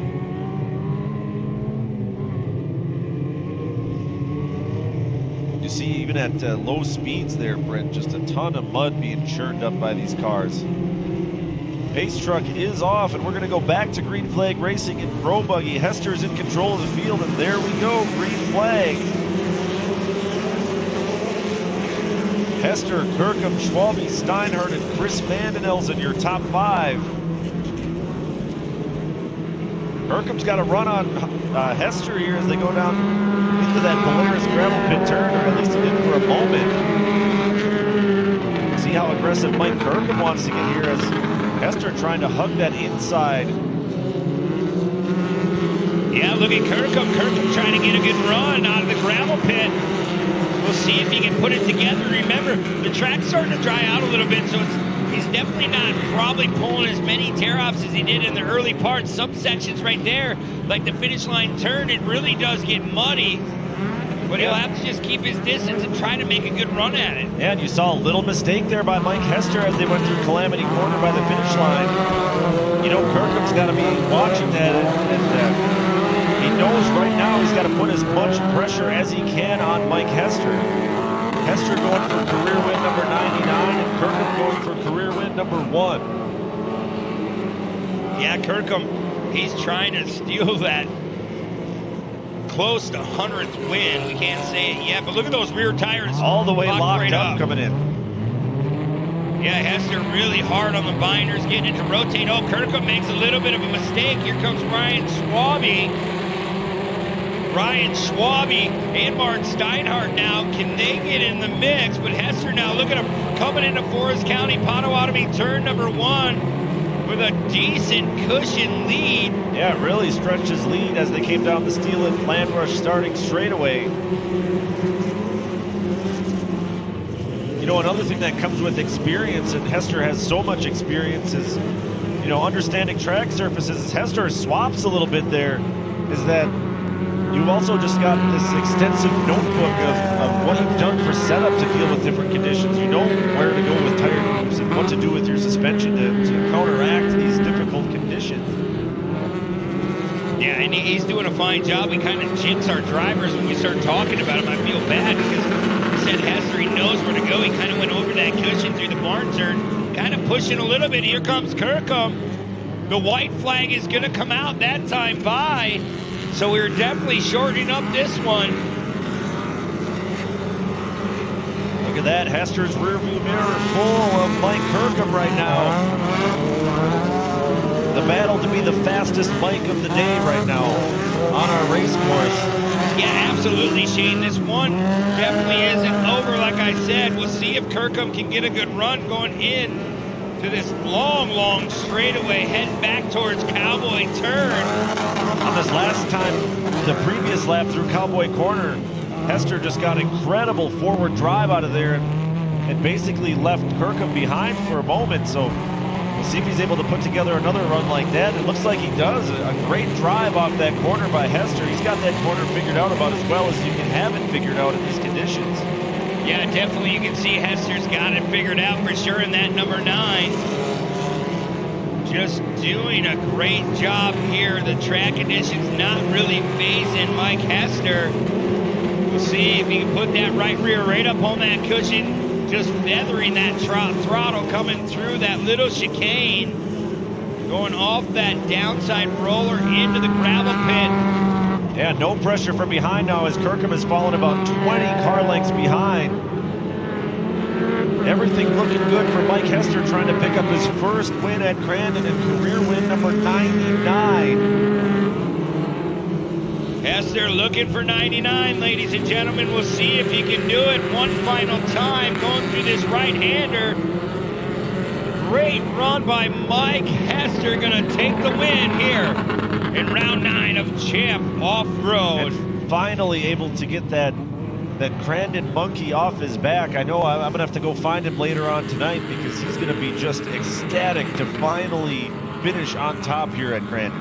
Absolutely, kudos to him and his team. They were ready for rounds number 9. Things are definitely going to keep getting interesting as we move on through our races. Don't go anywhere. Tell your friends, family at home to log on to championshipoffroad.com. All the pro races are coming up here in a few moments as Hester's going to bring our top 3 to the podium. You know, you were keeping the pressure on second place for a lot of that race. Tell me about the balance. Obviously, you need to be pushing, but you don't want to overdrive this buggy. Yeah, it was just super slick, and I knew that Mark was there, and I know he can drive in the mud, and he can drive this track. So I was trying to tiptoe around and not make any mistakes. Unfortunately, I tiptoed a little bit too much, and Mike got around me. But, yeah, I mean, finishing was the name of the game today, and we finished on the box, so I'm happy with it. Not a bad day. I just got to thank my friends and family, also my girlfriend, Allison, my dad. I can't do it without him. Cody, Ashton, just the whole crew, Hojo, Clutch Energy, and County Line Automotive. Nicely done. Ryan Schwalbe in third. And in second, Mike Kirkin. You showed such tenacity in this one. Congratulations on the commendable finish. Talk to me about the pressure you are keeping on Mike. Yeah, there was a lot of pressure. I knew there was a couple guys back behind me, and it was just a matter of trying not to make mistakes. And Hester didn't make too many mistakes. Hats off to him. And I just want to thank Yokohama Tire this weekend. They hooked us up, and I think they did a pretty good job. I'd also like to thank JRJ, you got that right, Sister Christian, Porter's Patch, USW, my wife, Zach, Mom and Dad, Trent, Steve Downing, and his family. Thanks a lot. Mike Kirkham, our second place finisher. And look out, I think there's a monkey running around somewhere. I don't know where it's at, but I know it's off the back of Mike Hester. Congratulations. You finally got it done. Your first win at Crandon. How special is this to you? It's absolutely special.